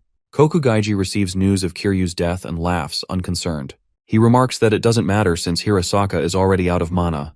He destroys the doll family he had created for Kiryu and praises them for serving their purpose. Meanwhile, the Black Faction targets gold-ranked players by scattering 19 of their members, including Tiger, across different locations. Elsewhere, Taichi stands with Subaru, explaining the situation. They face a girl who can transform into a powerful beast. Using her ability, she transforms into a massive cat and prepares to attack. Before she can strike, Sushi takes her down with precision. After the fight, Subaru contacts Saya and asks if she's okay. Saya reports that she has completely destroyed her opponent, and confirms that the southern area of Shibuya is nearly cleared. Her mission is to eliminate the underworld creatures in the city. Subaru tells her to meet him immediately, and they end the call. Moments later, Saya feels a strange sensation in her chest. At the same time, in another location, Sayaka's sisters battle a level 54 silver-ranked player from the Black Faction. The elder sister, Huzuki, uses her Strength of a Dragon skill, which allows her to unleash the power of a Dragon King. This ability temporarily boosts her attack power by 500%. However, Her attacks seemed to miss her even though she was standing directly in its path.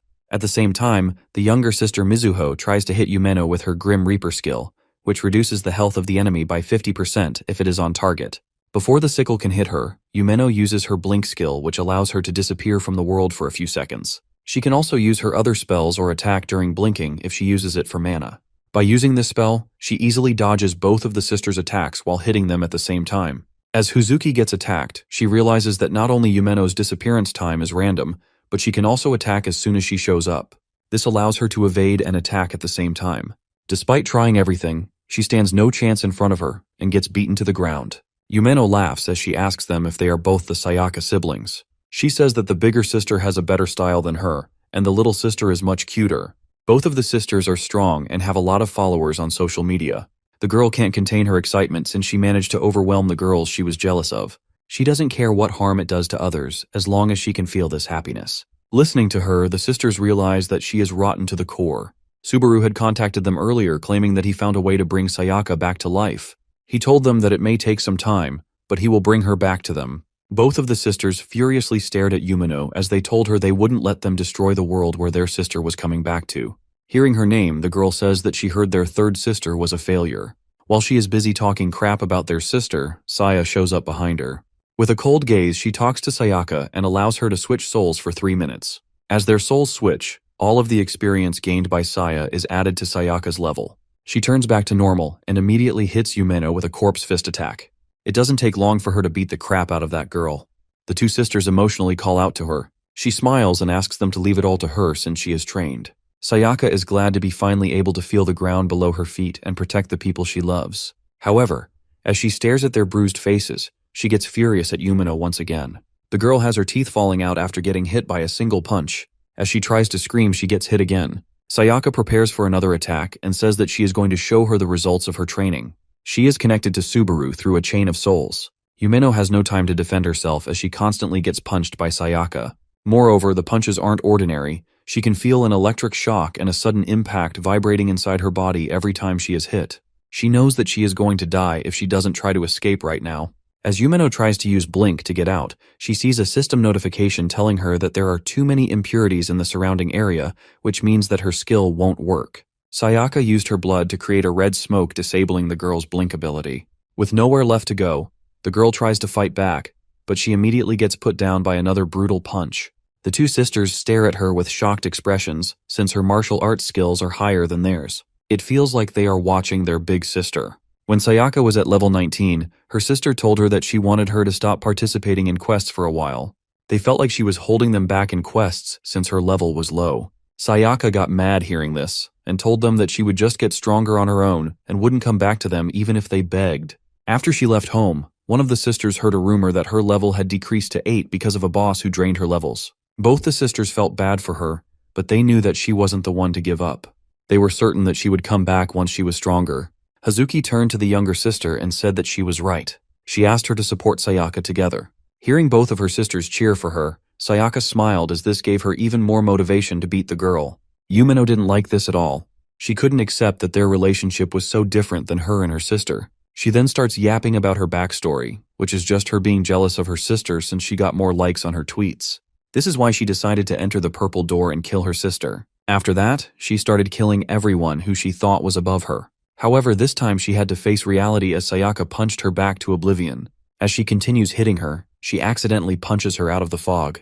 Yumeno knows that this is her chance, so she activates the Blink ability and goes after the younger sister. However, before she can hit her, Sayaka protects her using her blood shield. She starts to cry as she wonders why the world won't just bend to her will. After that, she tries to fight again with the final bit of rage she has left, but it's all over since she gets put down pretty quickly. Sayaka tells her that she didn't hear any word she said, but she won't let her touch her family. After that, she delivers the final blow, and Yumeno goes down with a blast. After the smoke clears from the blast, Sayaka stands there without a scratch on her body. She even saved her sisters by creating a blood shield around them. Hazuki remembers how she told her that she would get stronger on her own and prove that she could become useful. She starts crying as she realizes that her words have become true. Sayaka excitedly calls them out and tells them that she has won. However, she suddenly starts coughing out blood. Saya tells her that she doesn't have much time left and that their souls need to switch back. Sayaka is a bit sad, but she knows that she has to go. She apologizes to her sisters and says that she has to sleep for a little while again. As the sisters say their goodbyes and the girl prepares to switch, we see Subaru flying towards her at full speed. He wants to meet her even if it's for a second, since he wants to thank her and apologize for involving him in the quest. He also wants to get stronger with her. Sayaka starts crying as she feels that she should be the one thanking him and apologizing for dying in that quest. She promises to grow stronger with him no matter where they are. She then thanks Saya for taking care of her body and asks her for a favor. They finally switch souls and Saya wakes up in the girl's body. Subaru asks her about Sayaka and she tells her that she has switched again to not worsen the wound. She only came out for a short time to help her family. Moreover, she also entrusted her with a message. Sayaka told her that she would be waiting for him at the red table. She opens the red door to be greeted by the ghoul King Carrion, who tells her that he saw everything. She asks him how she did, and he gives her 13 points, which makes her mad. The Thunder and Storm bosses are also listening to this, and they mock Carrion for being strict. They both evaluate her on their own terms, but she is still not satisfied. Carrion then asks her to continue their training as they both walk towards the red table. Meanwhile, Subaru is confused about the red table and looks at Saya, who appears to be even more clueless. At the same time, he notices Hazuki walking towards him with a terrifying expression. He gets scared for a second, but as she gets close, she breaks down in tears and thanks him for letting them see their sister. This makes him emotional and he starts crying with the sisters. The younger sister tells him that they are going to wipe out the underworld creatures in the city and asks him to blow them all away. Subaru stands there as he remembers what Vanquish told him. He still didn't know what made him happy, and the world was becoming an awful place with every passing day. However, he knew that if he could truly become happy, he would want to stay with all of his friends. Saya smiles as she hears this and promises to accompany him wherever he goes and as long as her soul remains in this body. She is leveled up and can now use Sayaka's mana to use her abilities. Subaru looks up at the sky and tells her that they should keep moving. Away from them, Shikishima and Taiga are still fighting. The gold player tries to hit him with a blast, but he teleports behind him and tries to attack. He knows that his skill allows him to teleport anywhere in the smoke, but against him, it won't be useful. As soon as Taiga appears behind him, he gets blasted by a moth. This is Shikishima's 6th spell, which summons a flame moth that can track the target. The moth explodes upon making contact with the target, which also disperses Taiga's smoke. He finally realizes why Shikishima is the 2nd gold rank player. With no other option left, he thinks about using his trump card. While he is still thinking, he hears Hirasaka using his Imperial Radiance. It has only been 15 minutes since the two of them started fighting and the top gold player has already arrived. Hirasaka met Shikishima 8 years ago when they were just starting as gold rank players. He came to ask him for help since his laptop kept lighting on fire whenever he touched it. That day, Shikishima realized that the top rank player was not the smartest. Back to the present, Hirasaka is standing in front of Taiga. His opponent is surprised how he was able to finish off Kiryu in such a short amount of time and reach him. However, even when faced by two of the top gold rankers, he is confident that he can take them both out.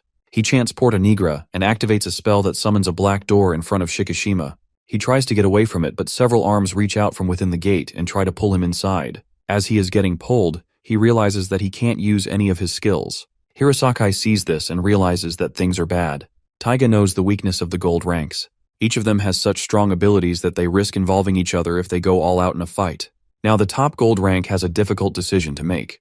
He has to determine the fate of everyone around him in just a moment. He can either choose to kill Taiga and end the battle, or save his friend. Bro is not Gojo.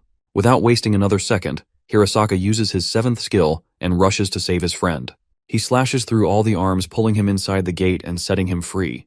Before he can do anything else, he gets cut in half by one of Taiga's piercing attacks. With a smile on his face, he slowly falls down to the ground. He is glad that he could save his friend. My man took the Gojo cosplay too seriously. Shikishima screams for his fallen friend, but it's too late. He thinks back to the time when they just finished doing a 3-star quest. He was injured and tired, so Hirasaka came to help him stand up. He asked him if he was the one who finished the boss off. The top gold rank told him that he didn't really have any other talents besides his strength, and he couldn't have done it without his help. Their injuries fade as they level up, but Shikishima feels frustrated since the 3-star gate was much stronger than they expected. Hirasaka assures him that it will be alright since they will get stronger with time. However, it is still too risky for them to map out the entire gate before doing every quest. For this reason, Shikishima talks to 15-year-old Kinokawa and tells her that he is planning on making a dedicated team to map out the gates. This way they can reduce the number of players dying due to traps in the gates. He wanted to protect every single person who was working with him. Shikishima told her that when all of this is over someday, he would want everyone to laugh about it and finally disband. Unfortunately, for him, one of his friends laid lifeless in his own arms. As Taiga walks towards him, he tells him that humans can truly sacrifice themselves to protect the things they love.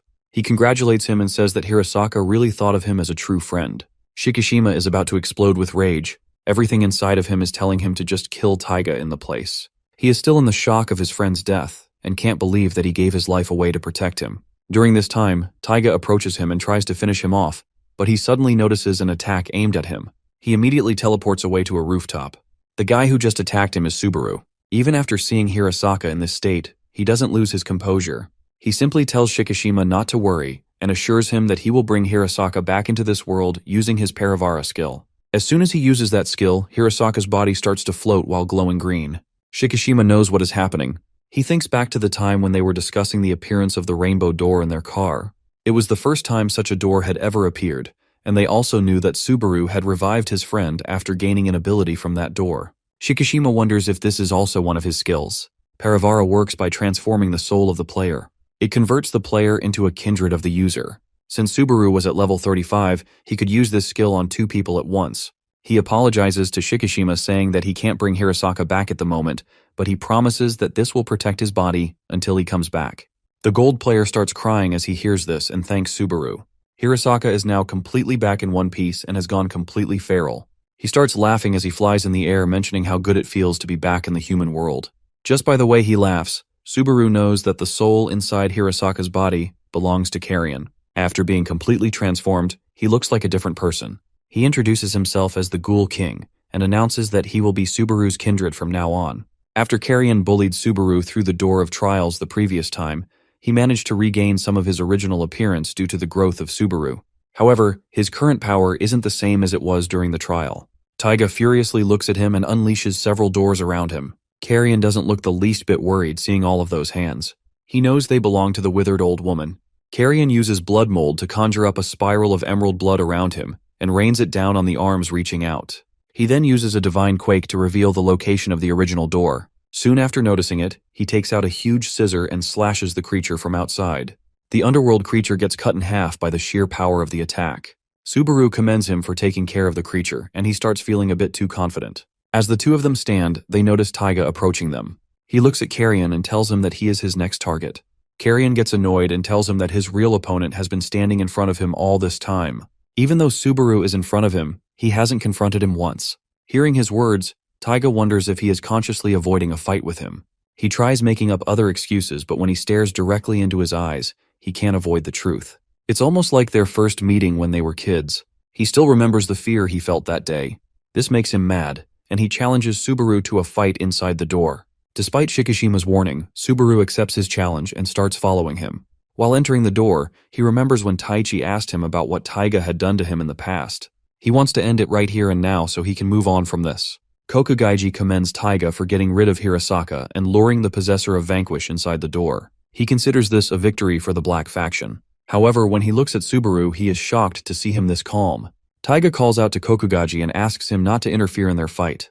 The creature agrees, since this is the agreement they made in their contract. He tells him that he can go ahead and settle his affairs with him. Kokugaiji doesn't really care if Taiga can kill him or not, since he thinks that he can kill him afterward. Once he gets rid of the MC, all of his kindred would also vanish. Until now, everything is going according to his plan, and he is confident that he can take over the human world like this. Just as things were starting to look good, we saw a familiar face show up. Outside the gate, Carrion flies Shikishima away from the scene. The guy isn't really happy since he wants to help Subaru defeat Taiga. Carrion assures him that he is going to be fine since he has a strategy. This makes him a bit curious, but before he can ask him anything, he sees a red notification alerting them about a 5-star gate that has run out of time. While everyone was busy, Haji Miori from the Black Faction was targeting gates. Due to the penalty, 81 2 hours are deducted from the sky clock. This puts the timer to 2 days and 16 hours. Suddenly the sky begins to crack and the system starts glitching. Since the remaining time is below 100 hours, the system is having a problem maintaining itself. Something like this has never happened before. If even one more gate reaches 0, the entire world will come to an end. Shikishima starts to panic as he thinks about a way to solve this. Carrion Karate chops him in the head and asks him to take it easy. He tells him that he has to protect the things which Hirasaka cherishes. Shikishima gets even more annoyed and asks him to fly him to the hospital. When they reach the hospital, they find Kinakawa's bed empty. Shikishima starts to panic and wonders where she is. At the same time, Udu is fighting Araya Kohei, who is another member of the Black faction. My man is getting cooked by the gold rank. He can't believe how a shield user can hit him so hard. Udu is simply using his shields to attack instead of defending. After taking down the player, he gets a call from Shikishima asking him where he is. He asks him if he knows about Kinakawa's location. Udu looks up and sees a girl fighting a massive dragon with golden arms and legs. He tells Shikishima that she is fighting in front of him. She couldn't calmly sit back while the entire sky was cracking. Shikishima asks Udu what their next move is. Udu states that they have only one choice now. If they want to save the world, they must speed run the gates and reclaim the time lost on the clock. With this in mind, they notify all the players and order them to attack doors at random. Shikishima then turns to Carrion and asks if Subaru will really be okay. The Ghoul King laughs and replies that if even he can't solve the problem, then he doesn't know who can. Meanwhile, Kokugaiji is dumbfounded upon seeing Vanquish inside the gate. Vanquish laughs and says that he got excited when he heard that there was a baby with a rotten nature inside this gate. Even my man Taiga is flustered. Subaru calls him out and asks him to look back at him. He explains that his blood skill and his smoke cancel each other out, so it's better for them to just fight without using any tricks. This is going to be their first and last sibling fight. Kokugaiji looks at Venkatesh in shock and demands to know how he appeared inside the door. Instead of answering, Vanquish turns to Subaru and commends him for doing a good job and providing the exact location. Kokugaiji, still confused, looks at Subaru and asks if he is the reason for the situation. Subaru remains silent, his cold expression unchanged. Kokugaiji's frustration boils over, and he orders Subaru to look at him. Vanquish steps in, telling Kokugaiji that he's the one who should be paying attention to him. Using Curse Blood, Vanquish restrains Kokugaiji and mocks him, calling him an irredeemable imbecile and a fool who overthinks everything. Kokugaiji's anger intensifies, and he defiantly asks Vanquish if he really believes he has already won. With wide eyes and a surge of determination, Kokugaiji declares that no immortal god, not even Vanquish, can defeat him in his own world. He chants a spell, causing smoke to envelop Vanquish. The smoke accelerates time for everything that it touches. Taiga watches silently from the sidelines, observing the scene unfold. He sees Kokugaiji trembling with fear and being impatient. It is hard for him to believe that Subaru is the one responsible for all this. His older brother used to be scared of him. As the two of them come face to face, he asks Subaru if he really plans on fighting without using any skills. He doesn't think that it is a fair conclusion for a battle of this size. Subaru starts tearing up and tells him that it doesn't matter how big or small the scale of their battle is, since he is his little brother. He tells him that he should have done this a long time ago. When he first met Taiga, he was reserved. Subaru now thinks that it was wrong of him. He should have scolded him for being wrong as the older brother. While looking down, Taiga reminds him that they are not related by blood, so he shouldn't act like his brother. Moreover, he doesn't want anything to do with him.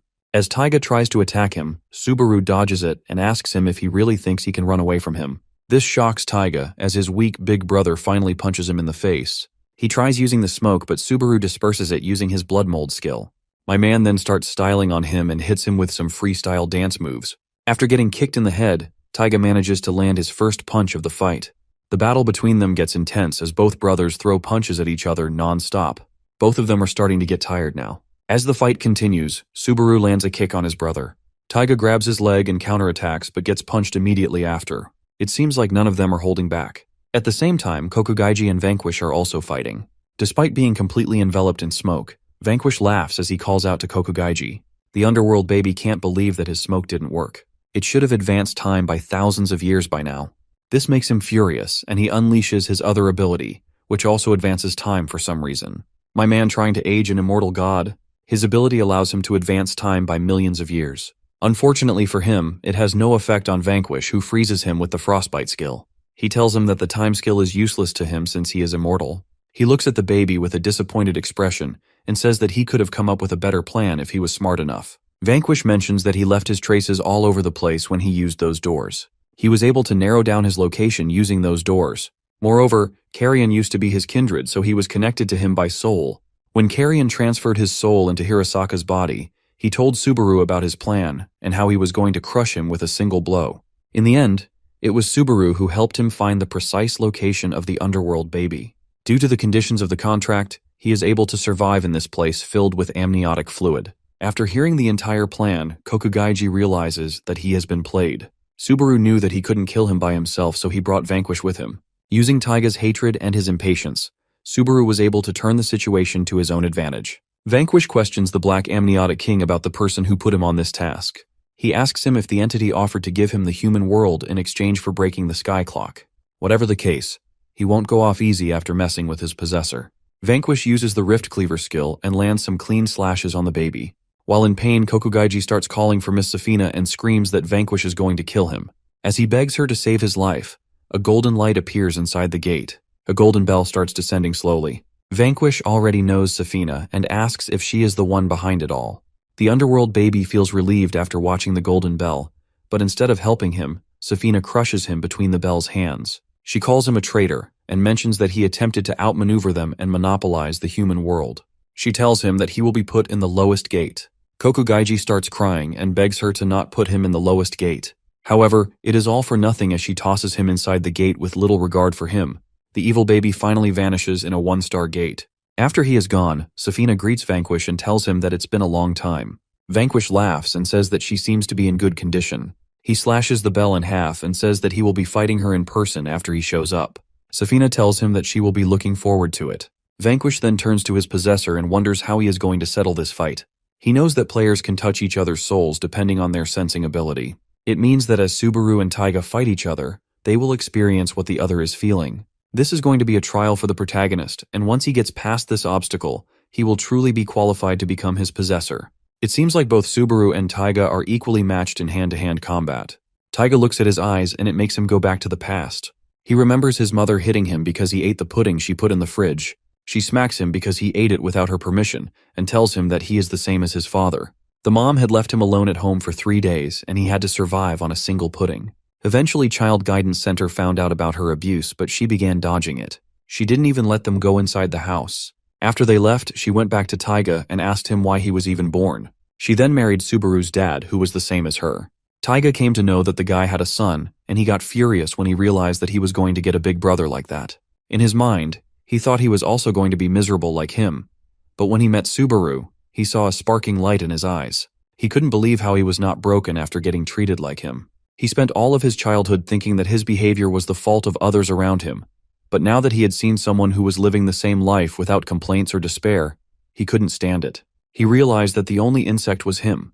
The two brothers watched an interview with Hirasaka when he mentioned that the doors appear to those who have pure souls.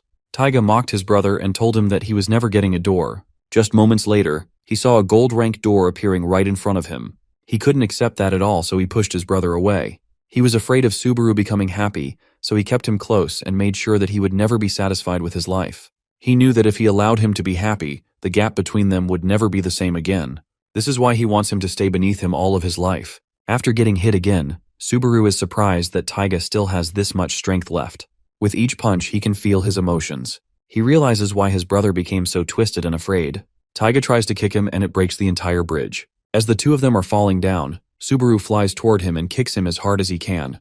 While hitting him, he thinks to himself why they couldn't prevent this sooner. Taiga can also feel Subaru's soul as he keeps getting attacked. He starts to see a bright light in front of him and wonders if this is his brother's heart. He was living the same life as him, but when he heard he was going to have a little brother, he showed a completely different reaction than Taiga. He even tried to stop the mom from hitting him.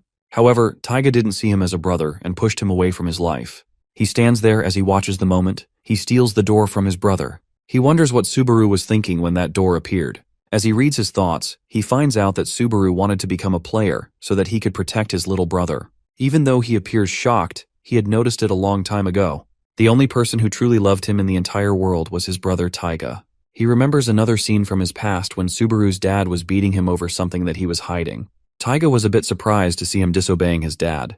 He called him an idiot and wondered what he was trying to hide.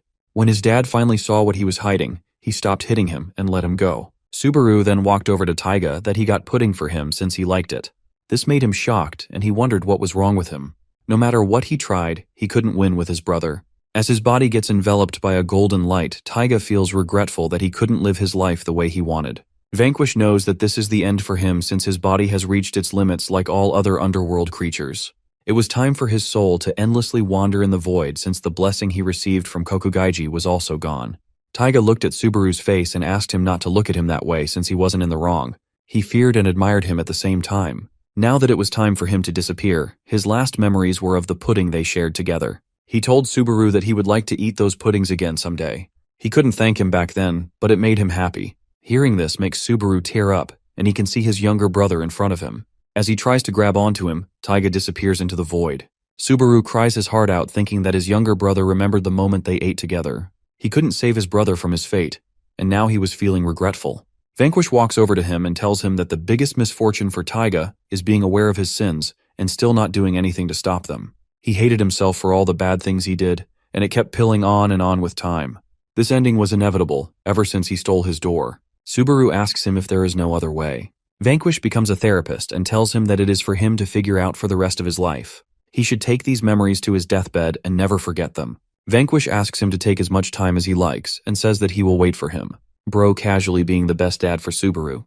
After defeating Taiga, Subaru gains some levels and items including the golden arm. It has been 3 hours since the crack appeared on the sky clock. Due to the efforts of all the players, they managed to clear 195 gates in those 3 hours. This pushed the clock's time to 417 days and deactivated emergency mode. Shikishima thanked all the players for their efforts and said that the crisis was over for now. All that was left was for Subaru to win his fight. The 3 gold players and Subaru's kindred waited patiently for his return. Carrion assured them that he was alright since they were still there. Seiya could feel that Subaru was hurt and wanted to check on him as soon as possible. A moment later they started hearing Vanquish screaming inside the door since Subaru slept while crying. He comes outside on Sushi's back while still unconscious. Everyone is happy to watch him safely come back. Even while sleeping, he is still smiling since he is dreaming of eating that pudding with his brother. A system notification appears about the update of the program. In this update, 6-star gates have been officially implemented. We see 2 members of the Black Faction sitting on a rooftop discussing Kokugaiji's death. The girl mentions that she got disconnected and the kill Kokugaiji gave her also disappeared. The guy asks her if she thinks it's all because of the rumored rainbow possessor. She replies that she's not sure, but since Kokugaiji is still a king, it's likely he was killed by Vanquish. This implies that the 3 kings are going to make their move. The girl tells him not to panic and notes that the sky clock just got an update. She suggests they stay there for the time being and see how things unfold. Meanwhile, someone apologizes to Ishizaki for coming all the way to treat him. Ishizaki reassures him, saying it's nothing. If he collapses now, it would spell the end for all of them. Using his power as a healer, he cures him, though he admits he can't restore Kinokawa's limbs. Shikishima tells him not to worry and assures him they've got it under control. Instead, he's more concerned about Subaru's condition. Carrion explains that Subaru is just trying to heal his tired soul. He reminds them of how exhausted they felt after passing through the door for the first time. Shikishima adds that he couldn't sleep for about 5 days, while Hirasaka, although able to move afterward, spent the next 3 days in bed. Carrion explains that the more powerful the being you make a contract with, the longer it takes for your soul to adapt. If an ordinary person were to contract with Lord Vanquish, their soul would either die or remain in a coma for several decades. However, Subaru managed to keep going without rest for an entire month, proving the fundamental strength of his soul. Carrion is confident Subaru will eventually wake up and assures them there's no need to worry too much. Despite this, Saya looks out the window with a worried expression, thinking about Subaru. Meanwhile, Subaru is floating in space, wondering if he's dreaming. Suddenly, someone behind him speaks, revealing that this is the galaxy of universal unconsciousness, a place where all souls are born and eventually return. The person tells Subaru he's currently in the midst of soul sleep, which allows them to meet for the first and last time. Subaru tries to identify the stranger but can't seem to figure it out. The stranger points upward and warns Subaru to prepare for battle. Confused, Subaru asks what kind of battle. The stranger explains that a king from another world has invaded, tearing a hole into the human world. Moreover, the possessor of Vanquish, Subaru himself, is now widely known. He warns that nations of copper, silver, and gold, among others, will soon invade their world. A storm is coming, a devastating one that will make the conflict with the Black Faction seem like a mere breeze. The stranger says no one will be able to stop it, not even a gold rank or Vanquish. The only one capable of saving everyone is Subaru. Shocked, Subaru asks how he could possibly stop a storm even Vanquish cannot. Instead of answering directly, the stranger mentions the Red Table, the Twilight Half, and the Apostle of Aurora. He adds that Subaru will ultimately become a king. Subaru finds this hard to believe. The stranger reveals that he has failed, and now exists only to return to the Sea of Unconsciousness. He says he's glad they could meet one last time. Subaru asks what he means by last and failed. The stranger reveals that he is Subaru's future self, the King of Aurora, the most powerful man in the world, who couldn't save it and was ultimately defeated. Though he can't share everything about the future, he offers Subaru some revelations and urges him not to lose his friends or the world. Subaru receives a new item called the Afterglow of the Midnight Sun, a bracelet that allows him to glimpse the memories of the deceased. The stranger tells Subaru it's time to wake up and warns that the first calamity is approaching. Wishing him good luck, the stranger says goodbye. Subaru wakes up in a hospital. Saya by his side asks him what happened. Before them stand 3 doors, copper, silver, and gold. Subaru, however, is still preoccupied with what his future self told him in the void. From the golden door emerges Safina, the king of gold, who introduces herself. The king of silver, Ruin, and the king of red copper, Vordan, follow suit. They explain that they've come to greet the king of the new generation. Subaru realizes this marks the arrival of one of the 8 calamities. Subaru realizes he wasn't dreaming when he spoke to his future self in his sleep. Upon waking, he finds himself wearing the bracelet his future self gave him, and holding detailed memories of what's to come. He knows the identities of the door owners and their purpose for appearing. If the memories starting from this point are accurate, he will lose all of his friends within the next 3 months. Visions of his friends' deaths flash before him, showing them entrusting their futures to him. One by one he sees their fates, each separating from him in different ways. Subaru reflects on how all of his friends die, leaving the burden of the world's survival to him. In one vision, he fights a man who calls him the King of Aurora and mocks his efforts to win without Vanquish's power. The man strikes Subaru with a blood mold attack, finishing him off. As future Subaru collapses, he thinks despairingly that he has lost, the world has ended, and he failed to save anyone. Crying, future Subaru apologizes to his friends for entrusting him with their hopes and for his inability to protect them. He regrets a mistake he made in the past and wishes he could return to that day. Using the last of his power from the infinite galaxy of universal unconsciousness, he sends a warning to his past self. Back in the present, Subaru sits on his bed, thanking his future self for the warning. Although that world has ended, Subaru resolves not to let his own meet the same fate. He is determined to protect everyone from the 8 calamities that threaten them. The door owners reveal themselves as the kings of the underworld, the largest and most powerful faction in existence.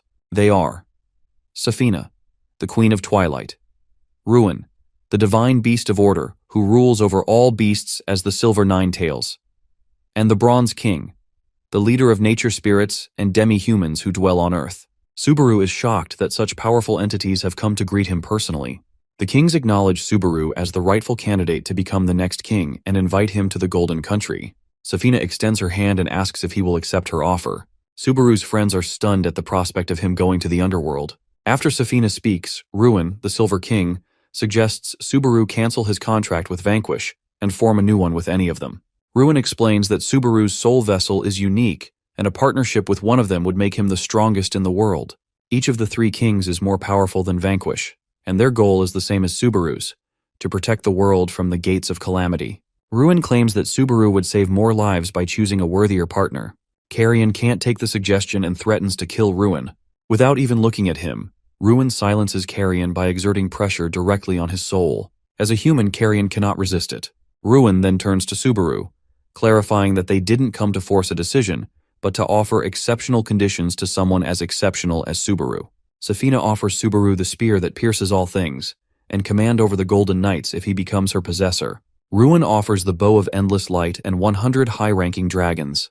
The Bronze King offers the Axe of Absolute Destruction, along with the 20 forests inhabited by great spirits.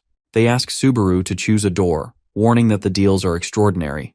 Carrion warns Subaru not to make a decision, insisting that the kings fear Subaru's partnership with Vanquish will allow him to grow too strong. Subaru is impressed by Carrion's loyalty, but also senses Ruin's murderous intent. He silences Carrion, yelling at him to stop interfering. Subaru knows that once he makes a choice, there's no turning back, and he has already decided to stick with Vanquish. The memory of his future self's warning weighs on Subaru's mind.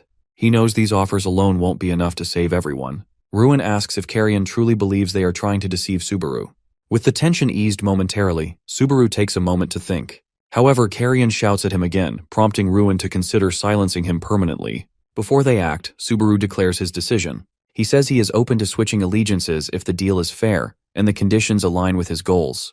Carrion and Saya are shocked by his statement. Subaru challenges the kings to make him believe in them more if they're so confident.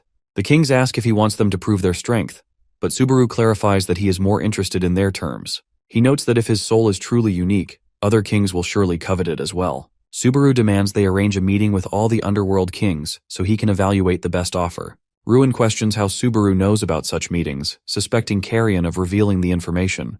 Meanwhile, Carrion wonders if Vanquish told Subaru about it. Subaru, however, keeps his knowledge of the future a secret intending to use it as a weapon to change their fate. When Subaru is visited by the three kings, Vanquish watches him from the underworld.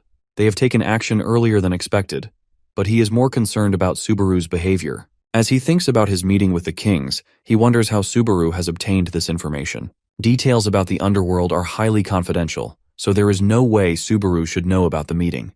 While observing him, Vanquish notices the afterglow of the midnight sun, leading him to suspect it is likely Aurora. Sayaka and Hirosaki run toward him, asking if Subaru has woken up. He tells them they should be training, but they casually reply that they are taking a break. Vanquish then explains that the kings of gold, silver, and copper are coming to Subaru, asking him to end his contract with Vanquish and switch allegiances to them. Surprisingly, instead of being worried, Sayaka and Hirosaki feel proud of Subaru. Vanquish clarifies that if Subaru chooses any of the other kings, his connection with Vanquish will be severed. This would also mean the death of his kindred spirits. Hearing this, the two cheer for Subaru, hoping he won't be tempted by their offers. Vanquish warns them that even if Subaru refuses, he will still face retaliation from the three kings. He has heard that the Gold Queen has taken a dangerous item from the treasure world called Victim. When used, it can obliterate everything within a 70-kilometer radius, potentially killing 10 million people. This makes Sayaka furious, and she questions how the owners of the doors, supposedly their allies, can justify such actions. Hirosaki remarks that Subaru shouldn't prioritize their survival over the lives of others. Vanquish is surprised by their selflessness, as they value the lives of strangers above their own. Sayaka then asks if Subaru will be alright. Vanquish admits he isn't sure but notes that Subaru seems to have gained some unexpected help. Subaru is now facing his first calamity, the three doors. If he refuses the king's proposal, he will face severe retaliation. On the other hand, accepting it will ensure a future with no hope. Once he overcomes this calamity, he can prepare for the second disaster. The system shows him the consequences of both choices, opposing the kings or going against Vanquish, putting the future of all people at risk. After hearing about the meeting, the Bronze King becomes serious. He questions how a mere human like Subaru dares to stand as an equal to them. Subaru responds that anyone who wants a claim on him can negotiate at the meeting. His strategy is to delay making a decision. He has no intention of responding immediately. Instead, he plans to buy time until the meeting. Subaru realizes he cannot defeat or neutralize the three kings, and the second calamity will follow immediately after he makes his choice. His only viable option is to avoid the first calamity as much as possible and face the second with fewer disadvantages. However, even delaying his decision might provoke the wrath of the three kings. The Silver King, losing his patience, orders Safina to use Victim.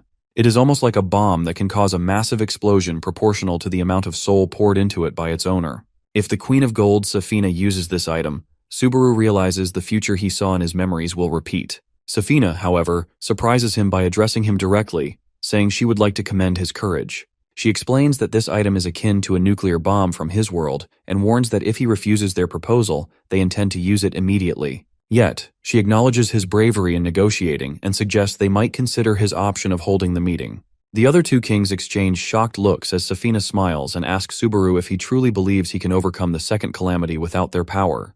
Before he can respond, Subaru notices the update screen on the sky clock hit 100%. A massive red lightning strike pierces the ground, signaling the update's completion. The system imposes a penalty as a 6-star gate, Platinum Carnificus, manifests in the world. Safina smirks and asks Subaru what he plans to do since this event is unfolding far earlier than expected. Players across the world are stunned by the appearance of the gate. Although Subaru has seen it in his memories, he never imagined it would coincide with the meeting of the three kings. He knows this gate is 100 times more difficult than the 5-star gate he cleared with Hirosaki. The players have only 7 days to enter the gate, with a maximum of 3 attempts and a participant limit of 10. Safina declares it impossible for Subaru to clear the gate within the 1-week deadline, especially since the king's meeting is scheduled for 2 weeks later. She offers their power to help him clear the gate immediately if he accepts their proposal. Once again, she asks if he truly intends to face the meeting without signing any contract. Realizing Safina's strategy, the other two kings begin mocking Subaru, expecting him to cave under pressure. Instead, Subaru surprises them all by confidently smiling and stating that he will not need their powers this time. His bold claim shocks the three kings. Subaru asserts that his team will clear the gate without a single sacrifice and invites the kings to observe them. Safina bursts into laughter, intrigued by his confidence. She tells Subaru that she is curious to see how he plans to clear the gate and agrees to his terms, granting him permission to attend the meeting without signing a contract. Before leaving, she warns him that if he fails to uphold his promise, she will use the victim item without hesitation. The kings bid Subaru farewell, and vanish inside their respective doors. Relieved, Subaru lets out a deep sigh, finally free of the immense pressure. Saya, however, remains skeptical, doubting they can clear a 6-star gate without sacrifices given their struggles with the 5-star gate. Subaru simply laughs and reassures her that everything will be fine. With a confident grin, he reveals he knows a player capable of clearing the gate. After 6 p.m., the largest gate in history appears at the Itabashi intersection in Tokyo. A large crowd gathers behind the fencing tape, watching the commotion near the gate. The director of the Japanese Players Federation, Hizaki, announces that this is the first gate in Japan with a difficulty level of 6. He declares his intention to gather the top-ranked players to clear the gate within 1 week. Subaru stands between Saya and Carrion, asking them to read his mind. Carrion confirms Subaru's request, noting that relatives and their master can communicate through a soul connection with permission. Saya apologizes before closing her eyes alongside Carrion. Instantly, both feel sick as they see fragments of Subaru's life. Opening his eyes, Carrion shouts at Subaru, overwhelmed by the thought of his master facing death, even in the future. In his frustration, Carrion realizes how Subaru found out about the meeting with the 3 kings. When Subaru asks him if he knows where his future self encountered him, Carrion immediately tells him that it happened in the Sea of Universal Unconsciousness, a realm where egos dissolve and souls return. Carrion explains it as the final destination for souls across all worlds. This means that Subaru dove in there when his soul was close to disintegration, and then came back to normal. When Subaru inquires about the Aurora King, Carrion tells him that he is the king of a really small country, but he is unable to share any more details due to the protections of the system. Subaru speculates that the Aurora King might be an ally since he was able to acquire his power in the future. He then shares 2 reasons for wanting to attend the king's meeting: to avoid the use of victim by the 3 kings, and to meet the Aurora King and try to make him an ally. Subaru smiles briefly but quickly grows somber, apologizing for exposing such an unpleasant future. Saya and Carrion remain silent as Subaru reflects on his failure to save Taiga. He recalls how Taiga took the door from him, accepting that the outcome felt inevitable. Dropping to his knees, Subaru remembers the face of Lord Vanquish and questions whether his past choices were correct. He recalls Vanquish's words, asking him to dedicate his life to finding the answer. Determined not to repeat his mistakes, Subaru turns to his friends and asks for their support. Saya immediately kneels before him, promising to stay by his side as long as her soul existed. She wants to help him save the world from this calamity so that everyone can be happy. Carrion claims that he also wanted to say the same thing. Subaru smiles and thanks them both. He makes a determined expression and announces that the time has come for them to clear the 6-star gate without suffering any casualties. Saya and Carrion agree with his plan. As Subaru takes out his phone to explain everything to Shikishima, he notices a flood of missed calls. Carrion snatches the phone from his and advises against making contact. He makes the claim that the gold-ranked players aren't supporting them in this battle. Meanwhile, Shikishima wonders if Subaru is still asleep since he is not picking up his calls. The team flies over a dense, dark forest. Subaru stares into the distance, deep in thought. He recalls Carrion explaining how door owners can sense every move and word of their subordinates. This means that they must avoid discussing their plans openly, as the Golden Knights might leak their plans to Safina since she is their queen. Subaru imagines the catastrophic consequences if she discovers their intentions, picturing an explosion that would devastate the city. It is the same for players with copper and silver door owners. This is a bit sad that their plans and future memories are a secret between the 3 of them. Saya tells him that Sayaka and the clumsy guy also know about their secrets, since they can hear them at all times from the underworld. Hearing this, Subaru thinks for a second and starts shouting to Vanquish. He tells him that he needs to have a talk when he visits the underworld again. However, his loud cries irritate Carrion, who scolds him for shouting since the people in the underworld can still hear him even if he doesn't scream. He tells him that he just burst Hirasaka's eardrums. Saya asks him if they are really on their way to clear the 6-star gate, since she can only see mountains ahead. Subaru doesn't answer and simply laughs, and he notices that they have reached the Sea of Hitachi City. Meanwhile, in the underworld, Saya fights valiantly, defeating guards with powerful blows. Due to her training, she has no problem taking on multiple knights at the same time. The 2 bosses watch as she trains. They notice that she has grown much stronger. The Thunder Boss jokingly says that they are much better teachers than Carrion. He tells her that she needs to take a break, and after that, they will have a duel till the death. Sayaka is confident that she can beat him this time. She then asks him about Hirasaka. The boss tells him that he is with the prisoner. Elsewhere, Vanquish stands with Hirasaka, who faces the captured criminal Ludwig. The Knight Commander asks them to kill her. Hirasaka tells her that he won't do it since he wants her to be his swordmaster. He kneels down and reveals that he wants to be useful to his friends in the upcoming battle. He asks her again if she would train him. I didn't know the Knight Commander was a cute anime girl. Notifications flash from the system, displaying details about 6-star gates. The players must clear the gate within a week. Success will bring a new ally, reveal more truths about the world, and expand the red table. Failure will result in the death of all participants and unleash the creatures into the human world. Clearing the gate with casualties will still provoke the wrath of the three kings. As dawn breaks over Hitachi City, a guy wearing a mask on his face calmly stands on the water surface. His name is Ginga, and he is a level 67 silver rank player. It appears that he is doing a skill usage confirmation, and this is part of his daily routine. Out of nowhere, Subaru shows up and greets the man. This gives the poor man a jump scare since he isn't used to seeing other people around. Subaru introduces himself as a player and asks Ginga what he is doing. The guy tells him that this is his daily routine, and he was just checking if he still had his power. Even though it has been some years, it still feels like a dream. Hearing this makes Subaru think of the visions of the future he saw earlier. He says that it would be great if the world was actually a dream. Finally, Subaru explains his purpose for meeting him and says that he wants his help with the 6-star gates. Ginga asks him if he wants him as a backup or as a reconnaissance, but Subaru shocks him by telling him that he wants him to be the main attacker and defeat one of the 3 bosses in the 6-star gate. This makes my man freak out. He questions what Subaru is trying to accomplish and says that it is impossible. Meanwhile, Saya and Carrion hover in the sky discussing the so-called main attacker. Carrion doubts this person can handle clearing the gate since he doesn't look that strong. Ginga goes on a rant and says that he will never be able to do this job.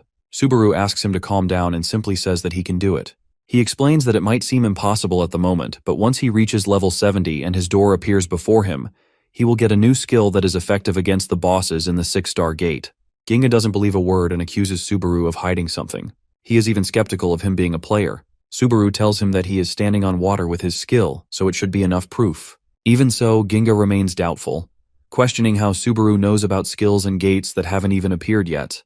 Subaru simply smiles and invites him to join the mission to clear the 5-star gate, which will show up nearby. Once he reaches level 70, he will know if he is lying or not. Still suspicious, Ginga accuses Subaru of knowing too much, especially about the gate's location and timing. As they argue, he receives an alert about a gate appearing in Hitachi City, proving Subaru right. The MC grins, asking if he believes him now. Ginga wonders if Subaru has some kind of prediction ability, as he seems to know every detail from far away. Frustrated, he demands to see Subaru's player registration and ID to verify if he's part of the Federation. Subaru looks tired, but the guy tells him that once he shows him his ID, he will accompany him to the 5-star gate. This makes him immediately light up and start celebrating in a weird way. Even though he is skeptical about Subaru, he can sense that he is desperate. Before they head out, he tells him that he will be keeping an eye on him during their quest, since he is still skeptical. Subaru simply smiles and tells him that once he starts believing in him, he will be willing to go to hell with him. Ginga starts to feel uneasy hearing this. He points at Subaru, asking why he is behaving so familiarly when this is their first meeting. Subaru realizes his mistake since he over-familiarized himself with him without thinking. This is because, in the future, Ginga was the last comrade who stood with him. He is 19 years old at the moment and a player who is mainly active in the Ibaraki prefecture. However, in the future, he will be known as the man who came too late. Meanwhile, Saya and Carrion hover above Subaru, watching with interest. The sky is clear and beautiful as they approach Hitachi City, with red flowers decorating the area. Saya is overjoyed by the beauty of the place. Ginga excitedly shares how this flower park is one of the most beautiful in the prefecture, especially when the roses bloom in autumn and the park lights up at night. As Ginga and Saya talk, the team reaches the gate. Subaru smiles, saying he made the reservation so they can enter right away. He asks if everything's okay, and Ginga agrees. He doesn't want those underworld creatures to ruin the beauty of this garden. The sky turns bright red as they enter the Tower of Thorns.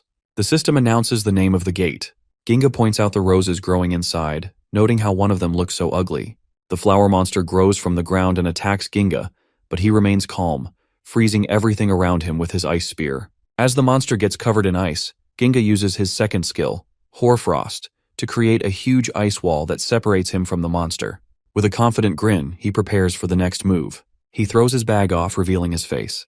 Bro had to nerf his face with the mask. His eyes glow blue as he uses his third skill, turning his legs into ice skates and racing toward the monster. In seconds, all the nearby monsters turn into ice. After the monster is defeated, the system announces that his level has increased to 68. He looks at Subaru and asks him if his goal is to reach level 70. Subaru confirms it. His next door will also appear once he reaches level 50, so he decides to go all out. Bro has the divine chisel in his right hand and the black katana Ignis in his left hand. Both Saya and Carrion seem to be impressed by the silver rank's skills. They watch as Ginga stands proudly on the ice. Subaru notes that Ginga uses his skills efficiently, unlike the instant kill tactics of gold rank players. He realizes that this is the fighting skill of a silver rank veteran with 5 years of experience. It is now his turn to show off, so he calls out to Saya and Carrion and prepares to go in. As the flower monsters attack, Subaru leaps into action, jumping toward the plant and slicing it with both swords. The plant shrieks as it's cut in half. The system announces that the flower beast, level 53, has been defeated. Saya watches Subaru holding the black katana and realizes that it reflects the soul of Taiga. The black katana is a sword that embodies the power of Kukugaiji through the soul of Taiga. It is able to deteriorate time for whatever it slices, and allows the player to teleport in a short range. Saya decides that it's her time to be useful, so she steps forward and uses her Blood Brute skill. This skill summons a vampire-like creature under her control and makes them fight. She commands the vampire to consume everything that opposes Subaru. Carrion watches her with a smile as he notices how strong she has gotten. It is now his time to show off, so he prepares to face the plant monsters and obliterates them using his blood fist. Ginga wonders why Subaru even needs his help when his comrades seem so talented. Just as he is thinking, a knight appears in front of him and tries to slash him in half. He uses his ice shield at the last second and manages to evade it. He knows that this is the boss of this gate, and he is probably stronger than him. He hits the boss with his frost javelin, but the attack is easily blocked. The knight wastes no time and counterattacks him with his shield, throwing him to the ground. He looks up to see the knight approaching him to finish him off. He manages to make it out using his ice skill, but the knight is not done chasing him yet. Ginga knows that he is facing a tough opponent. The knight points his sword at him and challenges him to a one-on-one duel. Just as he accepts the duel, one of the knight's subordinates appears behind him for a surprise attack, but Ginga had already predicted it. Since he is so skeptical, he doesn't think that the knight would fight fair.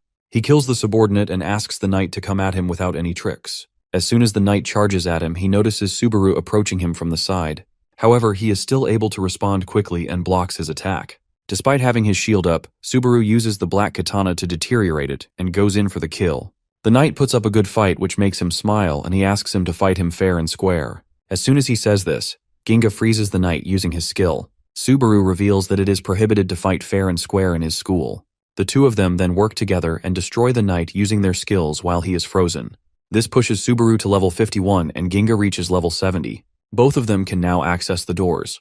As the door of trial appears, Ginga looks back at Subaru and asks him how much he knows. The MC even knows about his death, but he chooses to stay quiet since he doesn't want the Silver King to find out anything. He simply says that he can't explain it to him at the moment. At the same time, Saya and Carrion show up after clearing the rest of the gate. Saya looks at the door in front of Ginga and realizes that the fate of the world depends on the skill he is about to acquire from that gate. Before entering the gate, Subaru calls him out and lets him know that he is counting on him.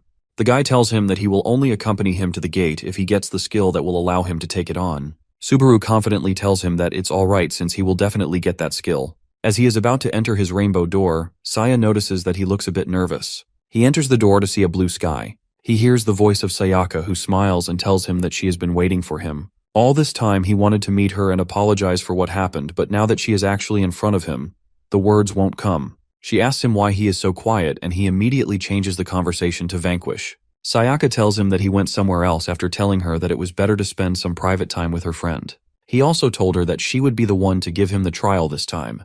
Sayaka immediately goes into battle mode and asks him to come at her with the intent of killing her because she will do the same. Subaru accepts her challenge, but he is surprised to see just how fast she moves. He manages to dodge her attack using the katana. She turns back and hits him with the thunderbolt, but Subaru blocks it using his curse blood spell. Sayaka feels annoyed that he is blocking all of her attacks, but he gives her no time to think. As the two of them continue fighting, he takes out the divine chisel. Before he can attack, he notices her using the golden arm, and he finally realizes that she has become stronger. Vanquish and the Thunder Killim watch this battle from afar. The Thunder Boss mentions how Subaru talked about growing stronger with the girl when he pierced his heart. Now that he is training her, he realizes that she is great and has a lot of motivation. Meanwhile, the trail has finally concluded and Subaru manages to beat Sayaka. As they both lie on the ground, he tries asking her a question, but before he even starts, she tells him that she will help him prevent the calamity. She says that she has already made a promise to him, so she will never betray him. Subaru remembers the time when they first met and she joined him on his quests as his comrade. He starts crying and thanks her for sticking with him. Back at Ginga's door, he faces the Arcane of Ice Wings, who is the owner of his door. Bro looks like a Pokemon. Ginga has finally cleared the trial and gained his new skill. He wonders if it will be enough to beat the 6-star gate. His skill is called the Ice 9. After the trial is over, Vanquish shows up and asks Subaru if he is done. Sayaka asks him about Kilim and he tells her that he has already left. He can feel his power synchronizing with Subaru and says that the day is not far when he will regain even more power. However, he still saw him dying in the future. Vanquish asks him to tell him everything so they can come up with a plan. After Subaru gets out of the door, he sees the entire gate covered in ice. He turns back to see Carrion and Saya still without any injuries. They point towards Ginga, who is standing behind Subaru with a serious expression. He asks him why he took so long even though time flows at a slower pace inside the door. He has already defeated the boss of the 5-star gate by himself. He tells Subaru that he was right, and his new skill may be effective against the 6-star boss if certain conditions are met. After clearing the gate in 19 minutes, his level goes up to 74. Meanwhile, Shikishima has already assembled a team of players outside the 6-star gate. Among them are 4 silver rank players, including a healer, and 4 gold rank players. Shikishima mentions 2 of the gold ranks and thanks them for coming all this way to help. One of them, named Akira, says that he doesn't really like the air in this city. His friend Mei tells him to stop talking. The guy says that he has no intention of protecting places when Hirasaka is no longer there. He asks Shikishima to hurry up and clear the gate since he wants to get out. Shikishima explains that they can't lock the door, which means that they can enter and exit as they like, but the enemies will be roaming inside the gate before they even enter, so they can't send a team beforehand. They have to go in with 0 information. The door is also 10 times more difficult than a 5-star gate with a 7-day time limit. Akira goes on a yapping session, which is fortunately stopped by Kinokawa, who has just arrived at the scene. Her limbs are now back to normal thanks to a healer that Mei brought from America. The healer is on standby outside the gate in case any player in the attacking team gets injured. The healer is named Mia Hart, and she is a gold rank player from the USA. She only wanted to come to Japan to buy some figurines, but she just got unlucky with the timing. The Americans also sent their team of gold players inside the 6-star gate, but it resulted in half of them dying. Just as the team is preparing to head inside, Subaru arrives with his team. Shikishima screams at him for not picking up his calls. He asks him if he can participate in the raid with them, but Subaru doesn't answer. He simply asks Shikishima if he can take care of the gate alone with his comrades. He explains that it will be impossible for them to deal with even with their strengths combined. This enrages some of the players who think that he is looking down on them. One such player is Akira, who walks over to him and asks him if he really thinks he is stronger than all of them. Subaru tries to explain, but suddenly Carrion jumps in and starts to trash talk the gold rank. This escalates the situation even more, and the guy goes feral. He prepares to use his skill on Subaru, but before he can act, he gets punched in the face and goes to sleep. Subaru has seen the future, and he knows that this guy is one of the first members who die in the raid. He doesn't want him to continue on, so he puts him to sleep. He turns around and tells everyone that he can't lose them, so they are better off going without them.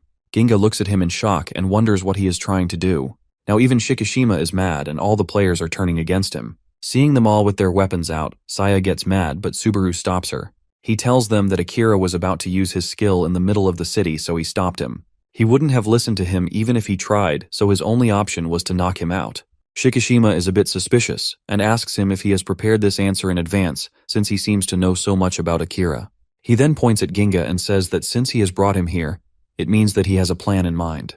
He figures out that Subaru probably knows something about the gate. Hearing this, the protagonist agrees with him. Hikishima trusts him, so he knows that if he is not telling them about the gate, it probably means that he got involved with the underworld. He asks him once again if there is no way for them to help him. Subaru explains to him that they get 3 attempts to clear the gate, and this is the only attempt where his team would go in alone. After that, they can form a party. Hearing this, Shikishima orders everyone to put their weapons down. He believes in the MC, so he entrusts everything to him. All the players trust Shikishima, so none of them has any objections except Akira, who gets back up for some reason. He screams at everyone and asks them if they have gone crazy to believe everything the guy says. Shikishima tells him that the reason he trusts him is because he is always ready to risk his life for his friends. He asks him to stay down since he has already tried to use his skill in the middle of the city. Since everything is cleared, Subaru turns towards his team and they all prepare to go inside the door. As soon as the door opens, hot winds start blowing from inside. The MC looks back at Akira, who is still mad at him. He apologizes for hitting him and asks him to have a chat after he is back. The American girl loses her mind when she finds out that they are only sending 4 players inside. She screams at them and says that the gate is pure hell. The entire stage is divided into 3 areas. After entering the gate, the players will face the flame garden. After that, they have to face the open space, and thirdly, they will reach inside the chamber. Each area has its own boss. The first area is almost like a furnace and is constantly burning. The temperature around here is above 290 degrees Celsius.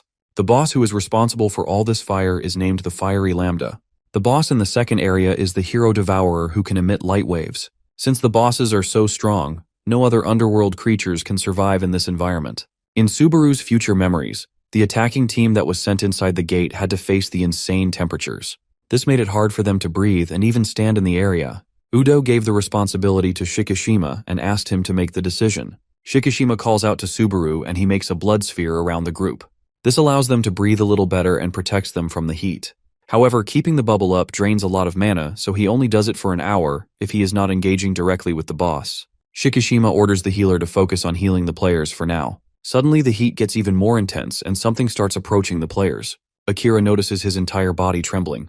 As the players look up, they witness the first boss. He is the Fiery Lambda and the brother of the Thunder Keelam and Storm Delta. Shikishima realizes that he is the source of the heat since the temperature went up when he approached them. The players feel like they are about to pass out with just the boss floating in front of them. Without Subaru's skill, it is impossible for them to even survive.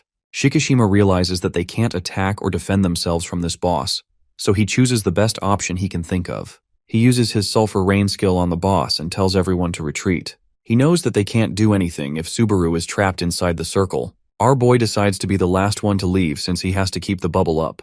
As the first player starts to retreat, he is obliterated by the boss in a single blow. The boss mocks them for being weak and stands directly in front of Mei after cooking one of her teammates. Despite Shikishima's warnings, she tries to fight the boss, but it is not enough. He destroys her in a single blow as well. Udo and Kinokawa try to attack him, but none of it seems to have any effect on him. Shikishima screams at them to stop, but they don't listen. Udo tells him that someone has to stay behind since the boss is chasing them. Suddenly, Akira uses his golden arms and pulls everyone out of the gate one by one. He says that they can't afford to lose those seniors in the battles ahead. Before Subaru can even say anything, he forces him outside the gate too. He tells him that this is what Hirasaka would have done in this situation. This is why only he has to remain inside the gate. He combines his skill with his armory and brings out 8 golden arms. The Fiery Lambda is impressed by his bravery and honors him with an introduction. He tells him that he will go all out to respect him. In his final moments, Akira calls out to Subaru and tells him to beat the boss for him. 3 players were killed trying to take down the Fiery Lambda. They finally managed to defeat it in their second assault after losing 2 more players. Back to the present time, Subaru was inside the gate once again. This time he was wearing a special suit made out of his skill. As the Fiery Lambda excitedly flies towards him, he is ready to finish him off in one go without losing any of his comrades. In addition to being strong in his offense, the Fiery Lambda also has insane defensive abilities, which provide him resistance from all types of skills and attacks. He had grown bored after staying inside the door for so long, so his daily routine is to play with the Dragon of Light. As the two of them are fighting, the Dragon of Light senses some intruders inside the gate. They pause their fight and the Fiery Lambda goes to take the intruders out. The Light Dragon hopes that they manage to kill the fiery boss since he also wants to have some fun. While leaving, the Fiery Lambda tells him to fight the first boss if he is really that bored. This scares the Dragon of Light since he knows he will have no chance of going against that boss. The boss in the first area is the former commander of the Golden Knights, and his name is Iluk. Ginga notices that he doesn't really feel any heat even though they are in extreme temperatures. This is thanks to the heat-resistant armor made by Subaru. He used his previous memories of the raid to come up with this armor, which allows the players to constantly maintain their internal body temperature. However, since it consumes a lot of mana, they need to defeat the boss in less than 10 minutes, or the suits will explode, and they will die. Carrion mentions that they don't even need 10 minutes, since if they can't defeat the boss in more than 3 minutes, they will probably lose. Subaru knows that their opponent is a lot stronger than them, and they only have one chance to defeat him, so this battle should be won instantly. The temperatures inside their suits begin to rise as the boss approaches. 1 minute has already passed and Subaru realizes that it's time for him to make his appearance. He instructs Ginga to use his mana until he tells him to do it. Ginga can already feel the pressure from the boss as he floats in front of them. Carrion also knows that he can't defeat this boss with the body he has at the moment. This is why they came up with a plan. The Fiery Lambda looks at them with surprise as they prepare to execute their plan. He gets a bit excited and asks them to showcase their power. Instead of attacking him, they start crying and beg him not to attack them. This confuses him and he watches them in silence. My man getting gaslighted. They tell him that they are originally from the underworld, and they have brought some useful information to him regarding his siblings. As soon as they mention his brothers, the fire boss becomes interested. He asks them where they are. Subaru met with Carrion and Saya the previous day, and talked about his memories of the future. When Carrion realizes that he didn't take any of his kindred inside the door, he gets mad. He knew that he was trying to protect the bodies of Hirasaka and Sayaka. Subaru apologizes to him and assures him that it won't happen again. Carrion reveals that he has fought against the fiery Lambda before in the underworld, and he will be the one to kill him. Back inside the gate, the boss gets closer to him and asks him if his brothers are actually alive. He knew that the boss would take the bait if he mentioned the brothers. He apologizes to him and tells him that his fire is too strong for them. Hearing this, the boss lowers the temperature, which makes it easier for them to breathe. He asks them for his brothers again. Now that the fire is gone, Ginga can get close to the boss. They tell the boss that he is carrying a message he received from his brothers, and he will convey that message by touching him, since it is one of his skills. The boss gets a bit suspicious when he asks him for permission to touch him. Their plan is to use the Ice 9 skill on the boss, since it can only be activated from a close distance. Moreover, it consumes all of the player's mana, so they only get one chance. Once the technique is in effect, it ensures the death of anyone who gets touched.